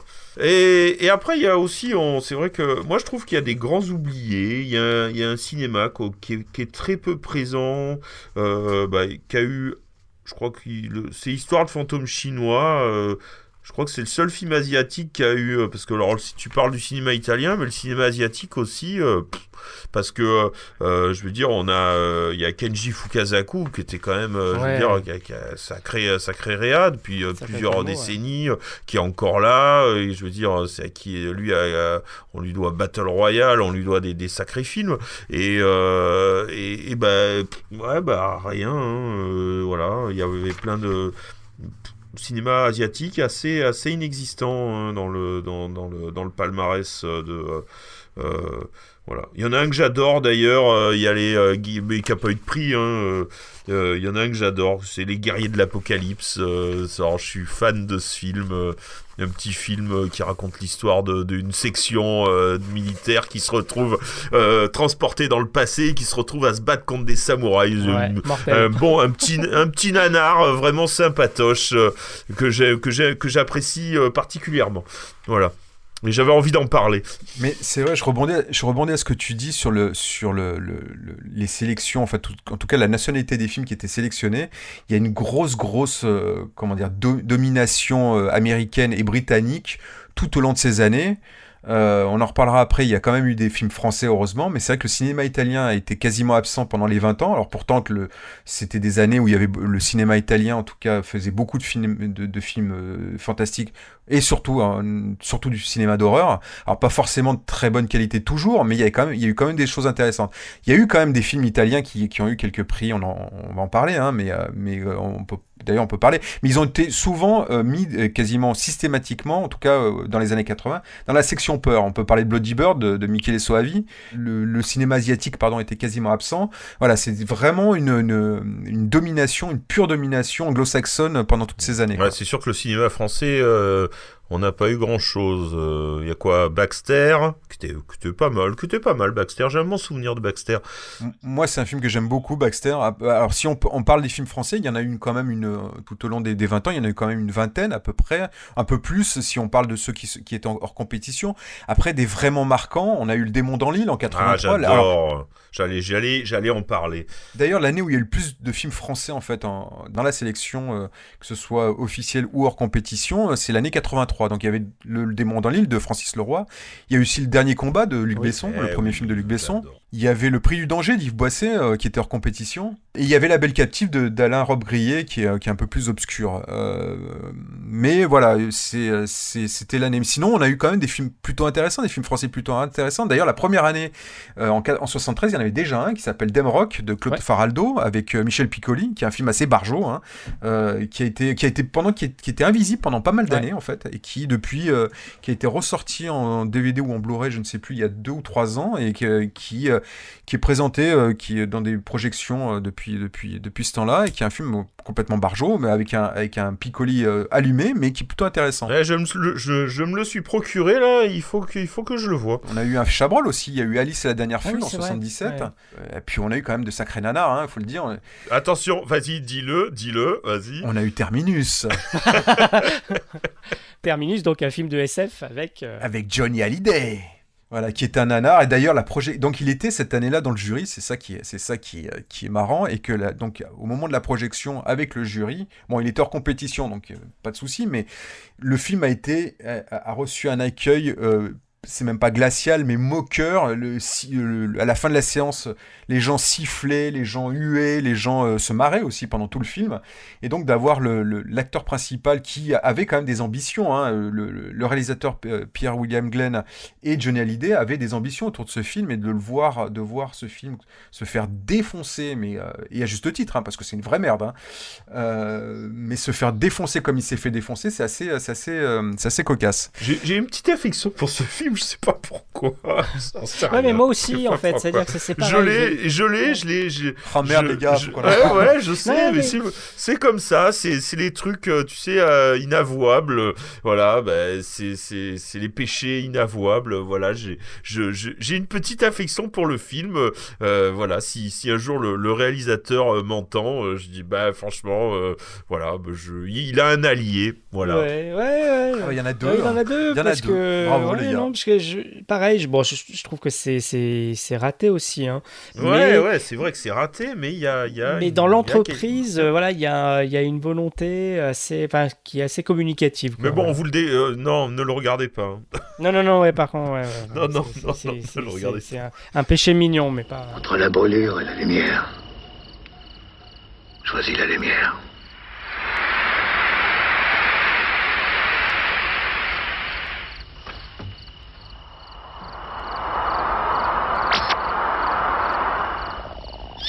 Oh, putain, la vache. Non, monstre. Mes amis m'appellent monstre. Je t'attendais, pilote. Mais je suis pas pilote. J'ai compris que Gus était morte. Non, mais c'est tout comme. Alors maintenant, le pilote, c'est toi. En 90, il y en a eu 4 aussi. Alors, ils ont été quasiment tous hors compétition, faits avec des budgets rikiki. Mais on a eu Tom et Lola, on a eu Baby Blood d'Alain Robach, on a eu Adrénaline, un film à sketch, et on a eu 3615 Code Père Noël. de René Manzor. Voilà, on a eu 4 films. Sûrement le meilleur des 4. C'est assurément, c'était pas compliqué, tu me diras. Après, c'est personnel, hein, mais moi, 36-15 Code Père Noël, c'est difficile encore. Ah oui, j'ai pas dit que c'était très bon, hein. J'ai juste dit que c'était sûrement le meilleur des 4. Alors, grande majorité, à part ceux de 83 donc qu'on a cité, hein, Le Démon dans l'île, qui est plutôt sympathique, Le Dernier Combat, qui est pour moi le meilleur Besson. C'est culte. Je salue la volonté quand même des festivaliers, enfin en tout cas des organisateurs, de sélectionner malgré tout des films qui étaient, je me répète, pas très...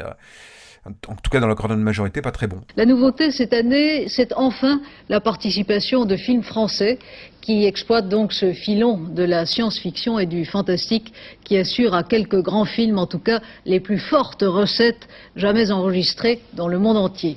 Le fantastique va peut-être détrôner le comique troupier qui était jusqu'ici la poule aux œufs d'or de nos producteurs français. Après, dans les oubliés, on va revenir sur les oubliés hein, du palmarès. Hein, il y en a certains, on va en parler. Alors, le plus à mon sens, et j'espère que vous partagez mon avis, mais le plus gros oublié de toute l'histoire des palmarès d'Avoria, c'est quand même Christine de John Carpenter en 84. Ah ouais, non.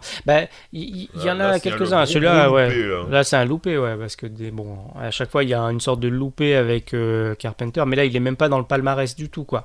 Il a aucun prix pour rattraper, alors que le film, quand même, fait partie quand même du haut du panier de ce qu'a fait Carpenter, et le panier est très chargé, déjà. Combien est-ce que vous en voulez? Je veux dire, je suis prêt à l'acheter quel que soit le prix. Combien vous en voulez? Fais-la démarrer.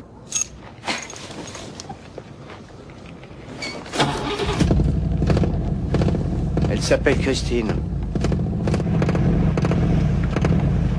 J'adore ce nom. Christine, Que sais-tu exactement sur cette voiture? je sais que le gars qui l'avait avant Arnie, Oui. sa fille est morte asphyxiée dedans. Comment sais-tu ça? C'est son propre frère qui a vendu la voiture à Arnie. Ce mec est un con. C'est par lui que je l'ai appris. Je crois que je devais être la victime suivante. Arnie ne ferait jamais ça. J'ai l'impression que ce n'est pas rare. Il y a aussi d'autres films qui sont oubliés, que je trouve aussi très bons. Je pense à Aux frontières de l'aube, de Catherine Bigelow, en 88, qui n'a rien eu non plus.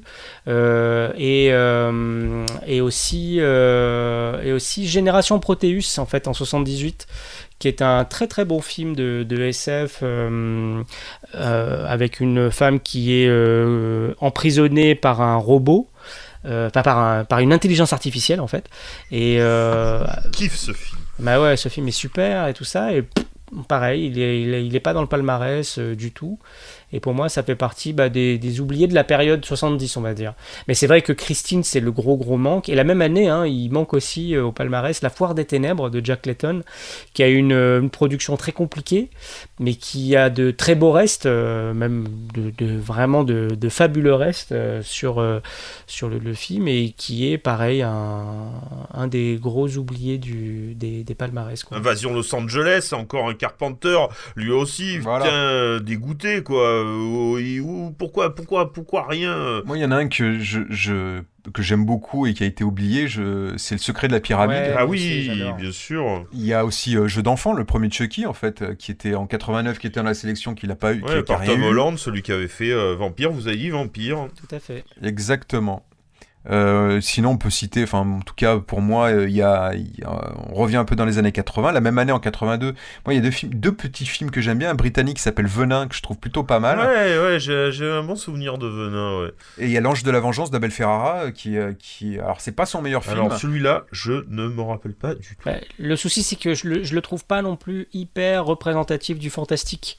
C'est-à-dire qu'il y a une possibilité d'interprétation vaguement surnaturel, on va dire, mais sur la dernière partie, mais je peux comprendre pourquoi il fasse pas partie du palmarès, quoi. Même s'il est très très bon. Alors c'est intéressant ce que tu dis, parce que je reviens au Grand Prix. Il y en a un alors c'est un grand film, c'est même un chef-d'œuvre, mais je me suis toujours posé la question de sa place au Festival d'Avoria, c'est Elephant Man, parce que j'ai jamais considéré que c'était un film fantastique. Ouais, tu as raison. C'est peut-être l'imagerie en fait qui fait ça. C'est l'imagerie noir et blanc, très entre le symbolisme et l'expressionnisme allemand. C'est peut-être ça qui fait. Et puis même, il y a la musique, la manière dont c'est monté aussi, qui fait appel un peu à l'imagerie justement du cinéma fantastique, plus que... Parce qu'en fait, c'est un biopic, quoi, quelque part. C'est ça qui me dérange. C'est de considérer que John Merrick, quelque part, est une créature fantastique, irréelle, en fait. Alors que pas du tout, c'est quelqu'un qui a réellement existé, et donc il n'y a rien de fantastique finalement. Oui, je suis d'accord avec toi, Mick, c'est clairement la mise en scène, l'imagerie qu'il y a autour, mais dans le fond, finalement, ça n'a rien de fantastique. Alors, je suis très content que ce film ait eu le Grand Prix, parce que c'est un grand film, hein. Mais voilà, c'est un de mes réserves, en tout cas, voilà, j'ai toujours considéré que ce film-là n'avait rien à faire à Avoriaz.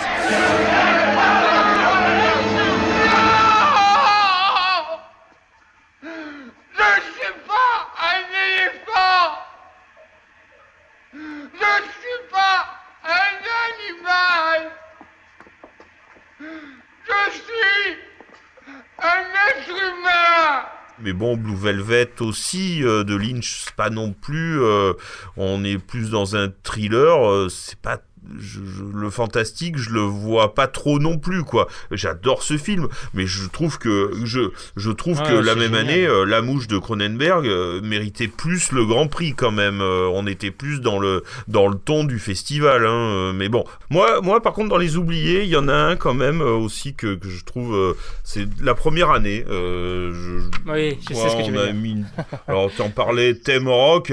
Parle de Thème Rock, ouais, bon, d'accord, voilà, moi je l'ai jamais vu, mais quand même, pas donner un prix à Silent Running de Douglas Trumbull, alors là, quand même, non, mais c'est bon, là, alors là, j'en vois tout péter, hein. Explique-nous qui est Douglas Trumbull. Bah, Douglas Trumbull, quoi. Ça fait partie des gens qui ont révolutionné les effets spéciaux.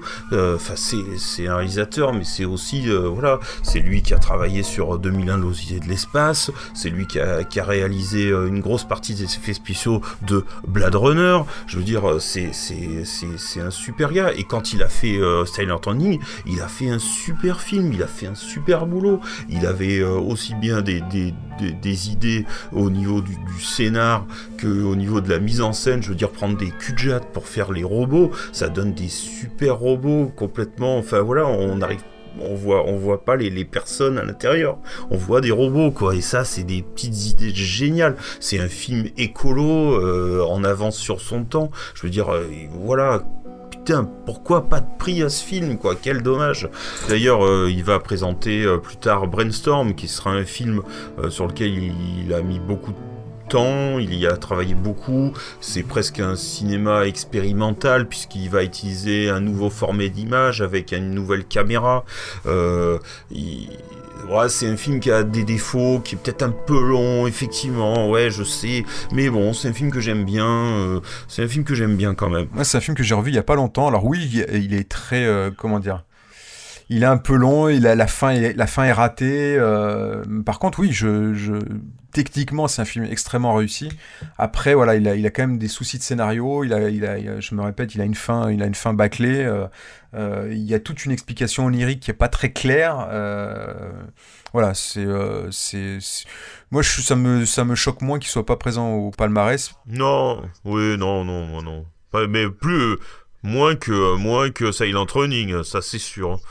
Il y avait eu aussi Starfighter qui était passé, je sais plus en quelle 85. Année, qui avait été en compétition et qui a rien eu non plus. Bon, c'est peut-être un peu mérité, même si j'adore ce film. Moi, j'aime bien. C'est mon doudou, c'est comme ça. Moi, pareil. Voilà. Mais je veux dire, je crois qu'il y a Enemy Mine de Peterson qui a eu un prix, mais je veux dire de la vraie SF, il y en a pas, hein. Bon, quand même Mad Max 2 quand même, c'est de la SF. Mad Max 2 et Terminator, ça reste de la SF. C'est de la Soleil Vert. SF, oui, c'est de la SF. Enfin, il y a pas de vaisseaux spatiaux, peut-être, voilà. Ouais, de l'anticipation. C'est du post-apo. Pour moi, c'est plus du post-apo que. Ouais. Bon, après, on peut tout mettre dans des cases, je sais pas, mais bon. Mais ouais, Starfighter Ennemi, voilà, mais même Mondway, Génération Proteus, Phase 4, tout ça, c'est aussi des représentants de la SF au sens large, et on n'a pas tout ça, quoi. On n'a pas, ils y sont pas. Alex Rogan avait un rêve. Tu l'auras, ta chance. L'important, c'est que le jour, elle viendra. Tu devras l'attraper à 2 mains, Alex. Et puis un soir... Viens dans mon bureau. Nous avons tous les deux à parler d'une affaire de la plus haute importance. Hey. Ce n'est pas Alex qui trouva son rêve. Hé, fais attention!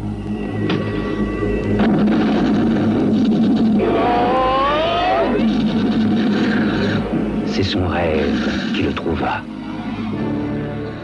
Alors messieurs, est-ce qu'il y a des thèmes, il y a des films que vous aimeriez aborder ? Ah oui, alors moi j'en ai quelques-uns encore. Alors on l'a évoqué rapidement tout à l'heure, mais Lecture diabolique qui a le Grand Prix. Alors là je l'ai revu il y a pas très longtemps. C'est un film hyper, moi que j'aime bien, que je trouve sympathique. C'est une petite série B sympa. Il y a des petits trucs intéressants dedans. Très avec une mise en abîme d'une nana qui lit dans un livre et puis ce qui est dans le livre sort, tout ça. Mais la même année, il y a quand même Cimetière de Marie Lambert, l'adaptation de Stephen King, qui peut-être pour le regard d'aujourd'hui a peut-être un peu vieilli, mais qui est juste extraordinaire à ce moment-là. Donc il n'y a pas photo que ça aurait dû être Cimetière le Grand Prix et pas Lecture diabolique. Non, je l'ai revu il n'y a pas longtemps, franchement ça passe bien. Ça tient toujours la route, et surtout il y a un remake qui est sorti il y a peu et il est largement en dessous. Ouais, bah, ça ne m'étonne pas, ouais. Et puis dans d'autres films qu'on pourrait citer, alors il y a Le Crocodile de la mort de Tobe Hooper, qui était aussi un oublié du palmarès, je trouve, parce que le film est pas forcément hyper réussi, mais il y a un côté moite, il y a une torpeur étrange, tout ça.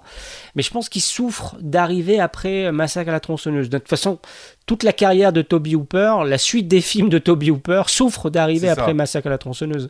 Mais Le Crocodile de la mort, il y a vraiment un truc hyper intéressant à l'intérieur, vraiment glauque, que je trouve assez intéressant, quoi. Un film qui faisait partie des fameux, pour les plus anciens, les fameux 10 films, les films que vous ne verrez jamais à la télévision, la collection vidéo de René Château, que les gens de notre génération, en tout cas, appréciaient particulièrement, dans laquelle on retrouvait justement Massacre à la tronçonneuse aussi, on retrouvait Zombie, on retrouvait Maniac, voilà, que quand même pas mal de grands films d'horreur. Mais il n'y a pas de raison, écoutez-moi. Ce crocodile, ce n'est pas une bête ordinaire. Non, monsieur, ce crocodile, on l'a fait venir du cœur de l'Afrique. Il n'y a pas d'animaux pareils ici.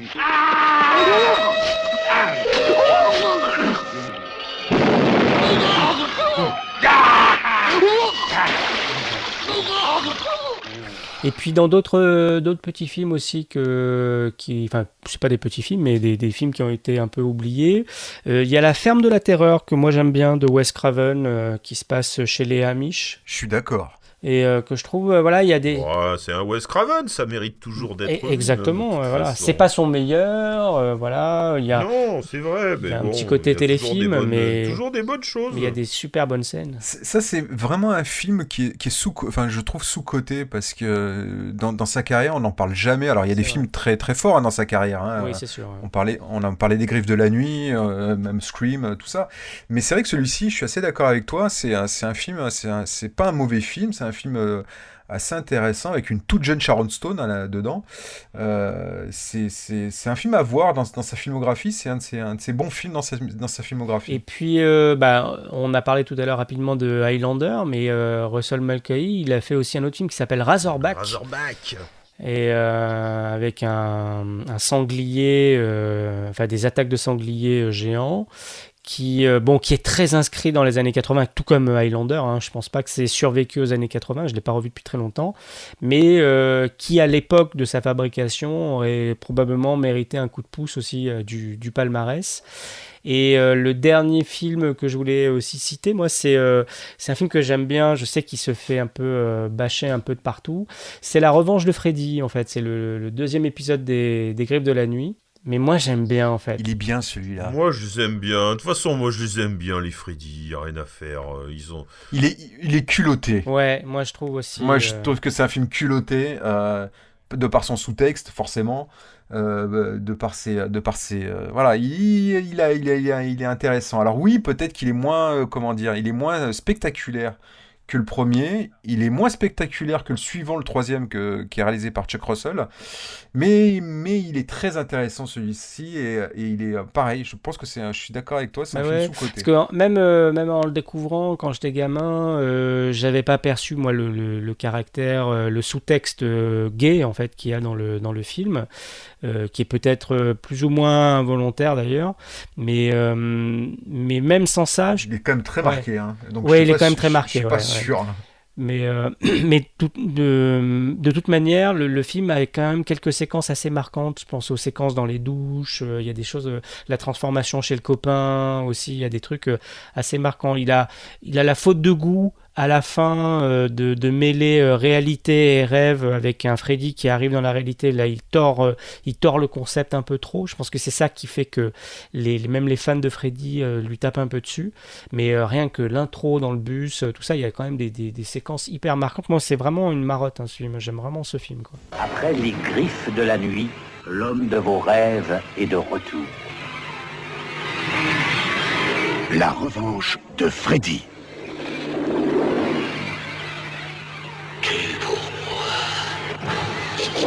Tout compte fait, on se serait bien passé de lui.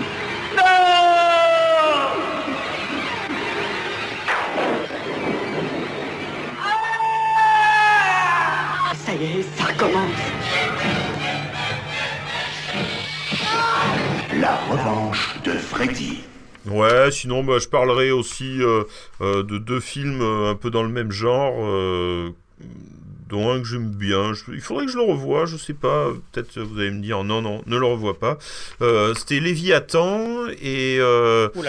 Léviathan quand même, les films qui se passaient sous l'eau, j'aimais bien les films qui se passaient sous l'eau comme Abyss.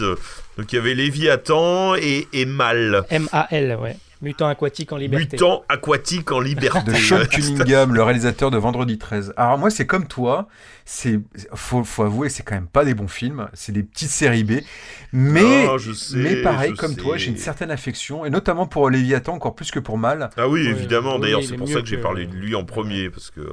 oui, voilà, ces films aquatiques, ces aliens sous l'eau, on va dire, parce que c'est un peu la même chose, ils sont enfermés dans une station, c'est un peu le même concept qu'Alien, hein, les deux films, mais sous l'eau, et voilà, c'est réalisé avec des budgets... des petits budgets. Léviathan, c'était quand même un budget correct, mais bon, voilà, après, c'est pas... Enfin, faut avouer que c'est pas des grands films, mais voilà, même comme toi, j'ai une petite affection pour ces deux films que je revois de temps en temps, avec plaisir. Et on l'a évoqué très rapidement tout à l'heure, mais il y a un grand prix qui est un peu oublié depuis, c'est C'était demain, de Nicolas Meyer, hein, qui fera Star Trek 2, La colère de Khan après, et qui est un super film aussi qui mélange, qui embarque en fait Jacques l'Éventreur dans les années 80, et avec un H.G. Wells, le romancier H.G. Wells, qui est joué par McDowell, qui doivent s'affronter dans les années 80.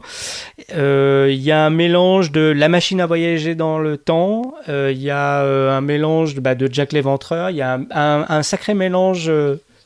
Voilà, et qui est vraiment hyper passionnant, touchant, bien écrit, avec des personnages très attachants.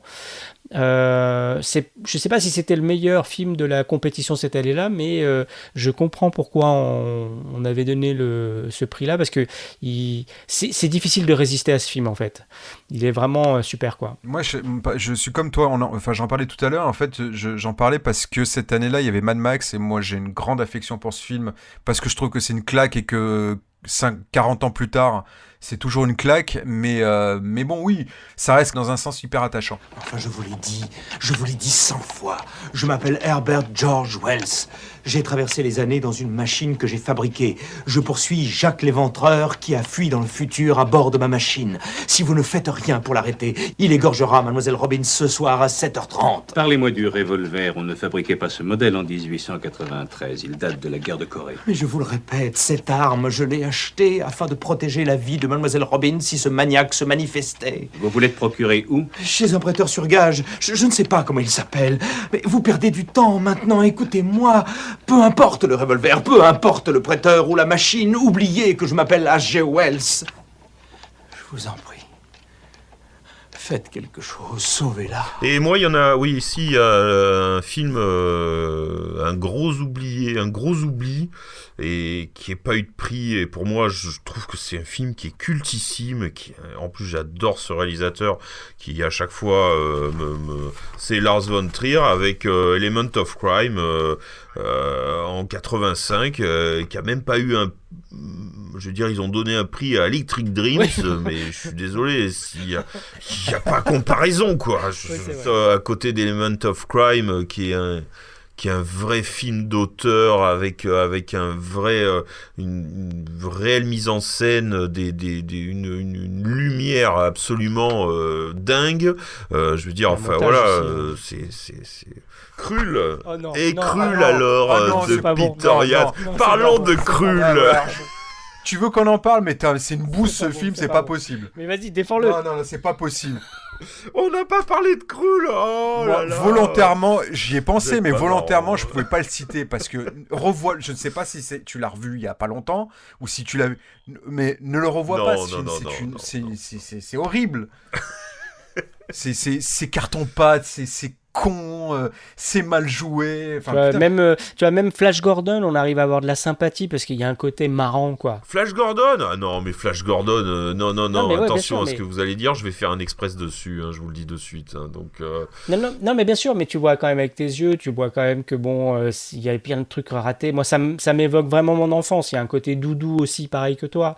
Mais bon, quand tu le regardes, c'est compliqué, Mais c'est le côté kitsch qui est encore attachant en fait à The Flash Gordon. Et c'est ça, complètement. Et puis la musique de Queen, et puis Max von Sydow, et puis voilà, et puis c'est une BD, et puis c'est fun, et puis ça s'arrête jamais, ça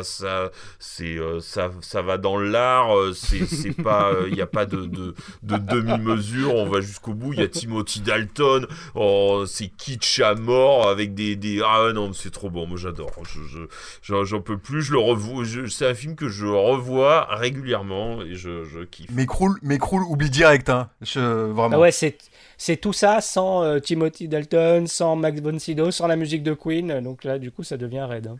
Ouais, tout à fait. Ouais, et là, ça. Le kitsch, il est navrant. Donc voilà, le film est navrant. Non, mais c'est raté. C'est des films comme ça. Le glaive n'est qu'un ancien symbole. Il n'existe pas réellement. Il existe.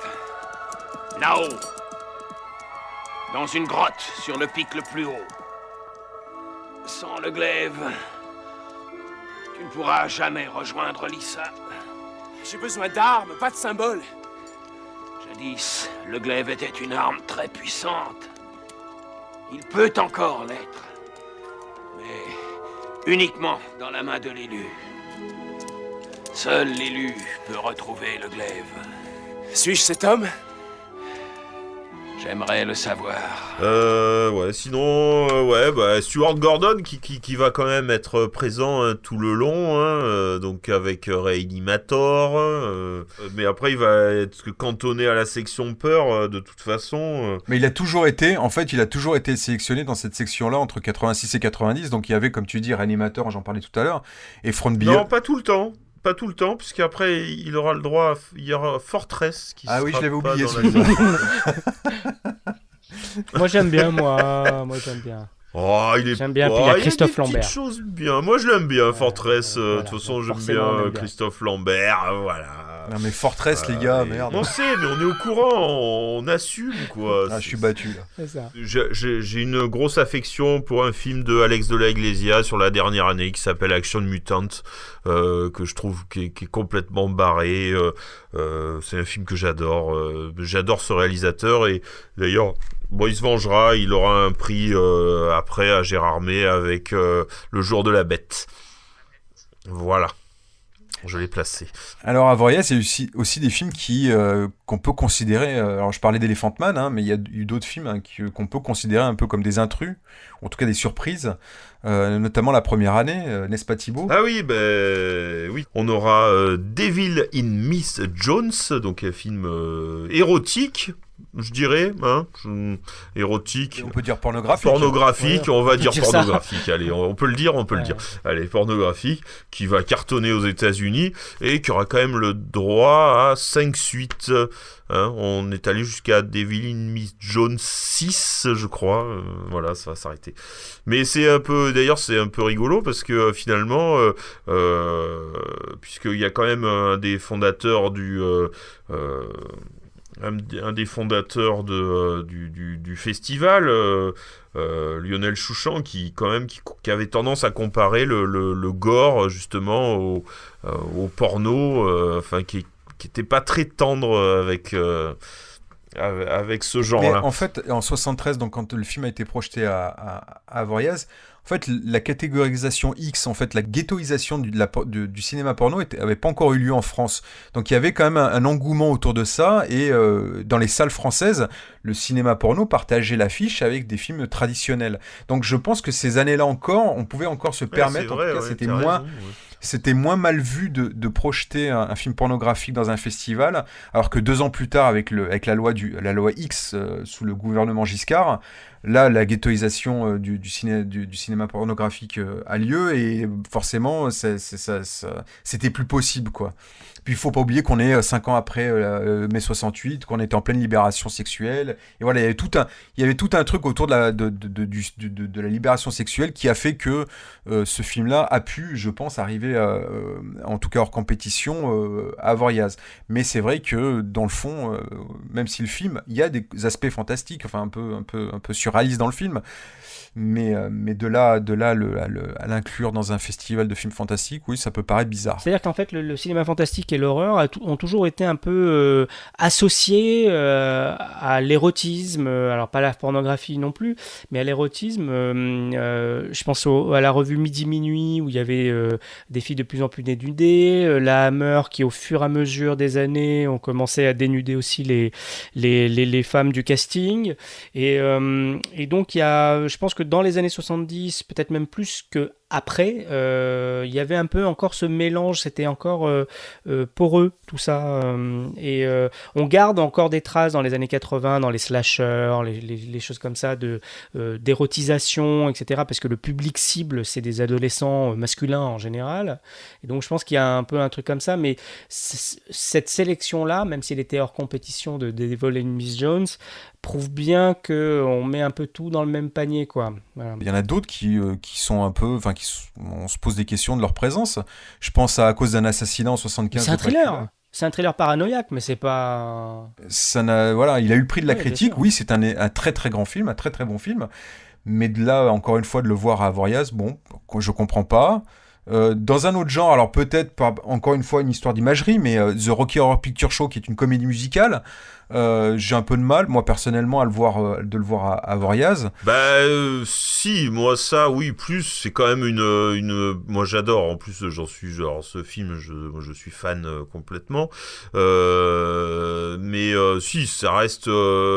Une approche c'est une parodie, mais on est encore dans du fantastique, parce que c'est un extraterrestre qui vient. Enfin bon, on peut en débattre, mais il y a quand même des éléments. C'est une sorte d'adaptation de mélange de Frankenstein. Donc on est quand même dans du fantastique, même si c'est un parti pris comédie musicale, mais ça reste quand même. Je trouve qu'il a plus sa place effectivement que le film de Pakula dont tu parlais. Il y a même une comédie qui a eu le prix fantastique tout public en 77, qui s'appelle Le Bus en folie, qui est un très mauvais film en plus. mais qui est une comédie, qui est une pure comédie, qui, voilà, encore une fois, là, c'est... Ah ouais, non, mais là, n'importe En plus, c'était une année où c'était Steven Spielberg le président. Hein, mais... je sais pas ce qu'il mettait dans la fondue. Hein. Et puis un film que j'adore, mais que, pareil, je me pose la question de sa présence, c'est Body Double en 85. Alors même si c'était en hors compétition, le De Palma, pour moi, c'est Body Double est un pur thriller. C'est un thriller, oui. Et de le voir à Avoriaz, pareil, je me pose la question, voilà. Bon, après, peut-être parce que De Palma, c'est aussi c'est un habitué du festival. Il avait déjà eu deux fois le Grand Prix. Voilà, je sais pas, peut-être Mélanie Griffith, elle était pas très connue. Je sais pas si elle était hyper connue à ce moment-là. Peut-être que ça a ramené un peu de people aussi. C'est vrai que leur compétition, et c'est le cas à Cannes d'ailleurs, hein, à Cannes, on sélectionne des films hors compétition, on sélectionne des Disney, maintenant on sélectionne des blockbusters, un peu pour ramener de la presse, un peu pour ramener du people, un peu pour ramener de la visibilité. Et certainement que peut-être que ce film-là, comme tu dis, De Palma était une star, en tout cas un réalisateur hyper connu, et peut-être que c'était le but de sélectionner ce film-là qui dans le fond n'avait certainement pas sa place, mais qui certainement ramenait une visibilité. Mais bon. Jake, je voudrais te présenter ma voisine préférée. D'accord.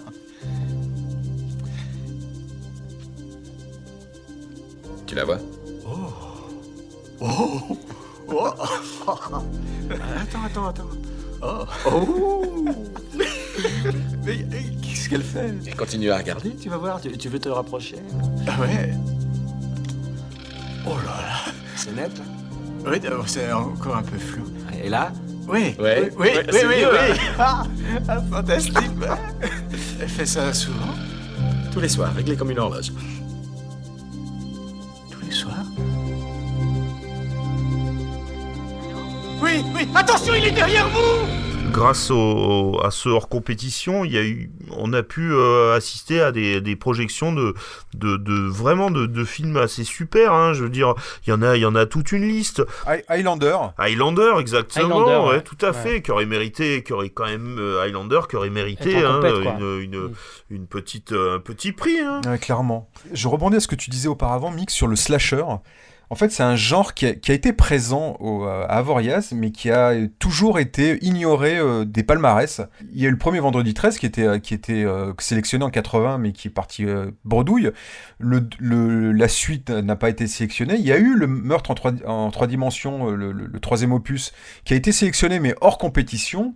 Et les suites ont été oubliées. Il y a eu Meurtre à la Saint-Valentin aussi qui a été sélectionné, mais qui n'a rien eu. Alors oui, c'est un sous-genre que beaucoup considèrent comme mineur dans le cinéma d'horreur, fantastique et d'horreur. Mais voilà, moi personnellement, je trouve ça un peu injuste parce que c'est quand même un genre intéressant, un genre populaire hein, aussi, hein, pour ceux qui aiment le cinéma d'horreur. On parlait des films oubliés, mais il y a aussi des genres oubliés. Puis il y a aussi des réals aussi oubliés, hein, un peu, même Romero, tu vois, on n'a jamais cité, depuis le départ, on n'a jamais cité Romero. Et Romero, il a été très peu, il y avait, je crois qu'il a, hors compétition, il avait présenté Le Jour des Morts Vivants, mais je crois il y a eu très peu de... Incident de parcours, je crois, c'est peut-être son seul film en compétition. Et je crois d'ailleurs qu'il avait eu un prix en... Ouais, Incident de parcours, il a eu un prix. Mais malgré tout, un mec comme Romero, voilà, c'est un peu comme Argento, c'est un peu comme... alors Carpenter, il était présent, mais oublié. Mais voilà, c'est quand même des réalisateurs majeurs du cinéma fantastique de ces années-là. Et c'est quand même des gens qui on parlait des gens qui ont été très présents au palmarès, comme De Palma, comme Lynch, voire Cronenberg aussi. Mais c'est vrai que ces gens-là, voilà, ils ont jamais été récompensés à leur juste valeur. Il y a aussi Sam Raimi qui a eu quelques films sélectionnés, parfois en compétition, Evil Dead 3 l'été par exemple, mais soit les films n'étaient pas en compétition parce que peut-être des conflits de sortie ou des choses. Oui, Mort sur le grill, notamment Mort sur le grill que j'adore. Ou Evil Dead le premier n'a pas été sélectionné, mais peut-être que c'est un conflit de sortie, voilà. Mais la plupart du temps, même ces films n'ont pas été plébiscités par le jury. Et c'est pareil, c'est un peu étrange, quoi. Ça reste quand même un des plus grands réalisateurs de films fantastiques de cette époque-là, hein. Enfin voilà, bon, je crois qu'on a fait le tour, hein, quand même des nanars, des bons films, de tout un peu ce qui nous a plu, ce qui nous a moins plu. Ah ben on a fait un large tour, en fait. On a parlé de beaucoup de films malgré tout, et ça montre aussi la richesse qu'a été ce festival-là. On en parlait au début, mais toute cette longue liste de films dont on vient de parler montre vraiment cette richesse, la qualité de ce festival qui a jamais été, qu'on n'a jamais retrouvé par la suite. On parlait de Gérard Armé, mais même par la suite dans d'autres festivals. Aucun festival de genre, en fait, n'a cette renommée, hein, cette aura-là, quoi. Il y a eu des tentatives en France. Bon, bah, pendant les mêmes années, en fait, on avait le festival d'Alain Schlockhoff, hein, voilà, de Paris, qui était apparemment assez délirant et tout ça, qui a un beau palmarès lui aussi, hein, d'ailleurs, mais qui s'est arrêté aussi. Le Evil Dead, je crois, en tout cas, le Evil Dead 2 avait obtenu la récompense suprême, s'appelait la Licorne d'Or, dans mes souvenirs. Finalement, les films qui n'étaient pas forcément assumés par le festival d'Avoriaz étaient présents dans ce festival de Paris, mais c'est vrai qu'il n'avait pas la même notoriété, il n'avait pas la même aura. Mais pourtant, les oubliés du palmarès d'Avoriaz, on en retrouve certains dans ce festival-là. Il y a Mad Max, Halloween, il y a eu aussi House, Evil Dead 2, tu l'as dit, Aux frontières de l'aube, Le jour des morts vivants de Romero. Il y a quand même, voilà, et le Crocodile de la mort, donc, de Toby Hooper. Il y a, voilà, les recalés, ouais, d'Avoriaz étaient plébiscités plutôt dans ce festival-là, mais qui s'est arrêté en 89, voilà. Et puis, depuis 2011, il y a le PIF, le Paris International Fantastic Film Festival, initié par des gens de la revue Mad Movies, qui essayent de reprendre un peu ce flambeau-là, mais ils ont du mal, malgré tout, hein, moi j'aime beaucoup le festival et tout ça, je m'y suis rendu, mais ils ont du mal à avoir malgré tout la même aura, quoi. C'est très compliqué, mais malgré tout ils ont leurs adeptes, leurs followers, tout ça, et sinon il y a aussi le Bloody Weekend aussi, qui a été créé dans les années 2010, je crois que c'est en 2010 d'ailleurs, par Loïc Bugnon, et c'est un petit festival mais qui est à mi-chemin entre la convention et le festival, et c'est quelqu'un qui porte vraiment son festival à Audincourt à bout de bras. Et apparemment, et celui-là je ne le connaissais pas, mais dans mes recherches, je suis tombé sur le Festival du film fantastique de Menton, qui a été créé en 2017. Mais comme c'est un peu tout nouveau, c'est encore un peu dur de statuer dessus, quoi. Eh bien, messieurs, ce premier débat de retour à l'écran va se conclure. Est-ce que vous avez quelque chose à rajouter ?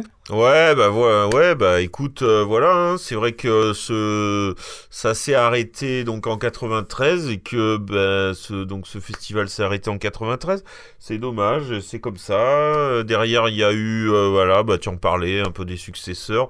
Ça manque un peu quand même. Mais bon, je crois que de toute façon, comme tu l'as dit, Max, déjà plusieurs fois, c'est vrai que c'était une période qui était riche de toute façon. Je pense qu'elle est malheureusement pas aussi riche au niveau fantastique.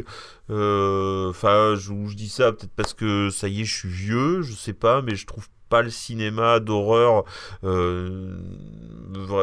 En tout cas, déjà le cinéma d'horreur, je le trouve largement pas aussi intéressant que ce qu'il était avant. Je le trouve souvent fade et creux et pas très artistique. Alors qu'avant il y avait vraiment souvent des grands réas derrière avec une réelle envie de montrer quelque chose visuel et artistique qui a moi je suis maintenant, pas donc, forcément d'accord, je trouve quand même qu'il y a régulièrement, il y en a moins, je suis d'accord que dans la... il y en a moins, non mais heureusement il y en a encore, mais c'est vrai que plus assez pour remplir un festival que de ça, quoi. C'est certainement parce qu'on a vécu ça adolescent et qu'on a cette vision, idyllique qu'on peut avoir à cet âge-là. Après, je suis pareil, je suis un peu entre les deux. Je te rejoins plutôt, Mick. Même si je suis quand même très nostalgique de cet âge d'or. Quand je parlais de l'âge d'or, c'est vraiment ça. Mais il y a quand même des choses, heureusement, il y a encore des choses intéressantes. Et par rapport, j'en parlais tout à l'heure du creux de la vague du début des années 90, en tout cas des années 90 en général, qui ont été assez pauvres, je trouve, en cinéma fantastique. Depuis les années 2000, on a quand même des films plutôt intéressants. On a le genre a pris une deuxième vie, connaît une deuxième vie qui est toujours actuelle. Alors oui, il y a des films plus, qu'on va dire, plus peut-être moins marquants, mais il y a des choses intéressantes. Il y a des films plutôt intéressants. Ouais, bah oui, je sais pas, même si on reprend juste le palmarès de Gérard Mer, tout à l'heure il en parlait Thibaut, mais rien que Morse, Let the Right One In de Thomas Alfredson, ça c'est très très bon. Enfin, moi, ça fait partie des grosses claques des 15 dernières années. It Follows, que moi j'ai des réserves sur le film, notamment sur la construction des personnages, mais qui est quand même qui synthétise un peu l'esprit d'aujourd'hui, qui réactualise un petit peu le cinéma d'horreur de manière assez intéressante. It Follows qui a eu un le Grand Prix à Gérard May. Ouais, le Grand Prix, ouais, c'est ce que je disais, ouais. Et Bone Tomahawk de Craig Zahler, que je trouvais extraordinaire. On a Grave aussi, de Julia Ducournau, qui est parmi les promesses du cinéma de genre mondial pour l'instant, mais elle est déjà juste en France, c'est déjà pas mal, mais voilà, qui est vraiment une vraie promesse pour l'avenir. On va voir ce qu'elle va faire avec son prochain film. Ghostland de Pascal Laugier, qui est pour moi son meilleur film en fait, qui est une synthèse de ses 3 films précédents. Et là même, le film qui a eu le Grand Prix en 2020, c'est Sainte Maud, dont la bande-annonce laisse présager un film assez extraordinaire. Donc c'est sûr que étrangement, on a un volume de films qui n'a jamais été aussi conséquent, et de l'autre côté, on a moins de films marquants qui sont proposés. Alors peut-être que les choses sont liées en fait, peut-être que à force d'en trop en faire, du coup, soit on est noyé dans la masse, soit la qualité n'est plus au rendez-vous. Mais malgré tout, il y a quand même des pépites qui sortent chaque année, 3-4 pépites chaque année. Non, mais souvent la qualité elle y est. C'est bien fait, c'est des films bien, mais il manque de à la limite, tu vois, des fois je trouve que des films avec moins de moyens, avec un peu plus de couilles, sont plus intéressants, quoi, souvent. Celui-là il a des moyens, mais je sais pas, t'as pas parlé de moi j'ai bien aimé Crawl. Ouais, j'ai bien aimé aussi, ouais. De Alexandre Aja. Crawl, c'est un sacré film, Crawl. C'est blindé de fil blanc, en fait, parce que du coup, il y a plein de trucs que tu dis, c'est juste pas probable. Mais le film, c'est un ride qui marche super bien, quoi. Ouais, franchement.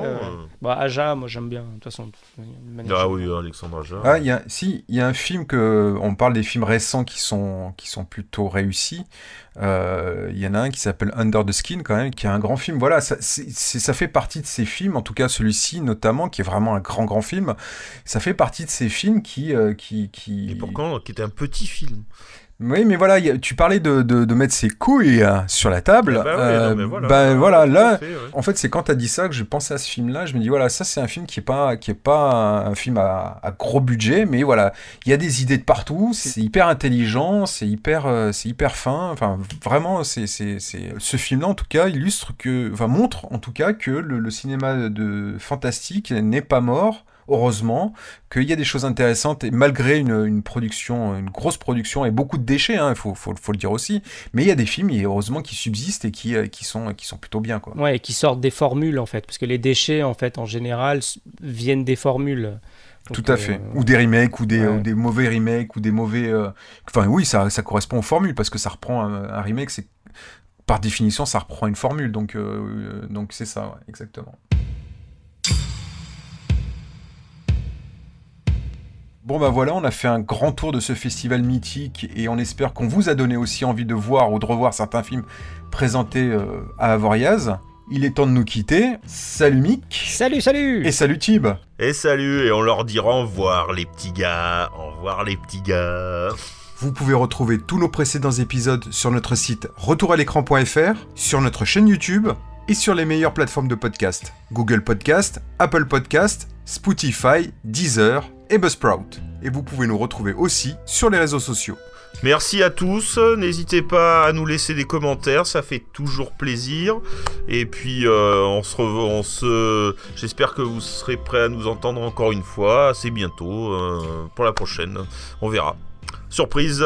Il y en aura d'autres. Je reviendrai. Si je devais résumer ma vie aujourd'hui avec vous, je dirais que c'est d'abord des rencontres. C'est vrai que je ne vis que pour le cinéma. Pour être aimé, il faut être aimable. Vous voulez un chocolat? C'était pas ma guerre. Back and full force. Quelle est votre devise? Je m'appelle Bond. James Bond. Vous délirez totalement là. C'est ça qui permet de voyager à travers le temps. La vie a plus d'imagination que nous. J'espère que je ne vous apprends rien. Vous êtes un mélancolique. Mélancolique, mon cul.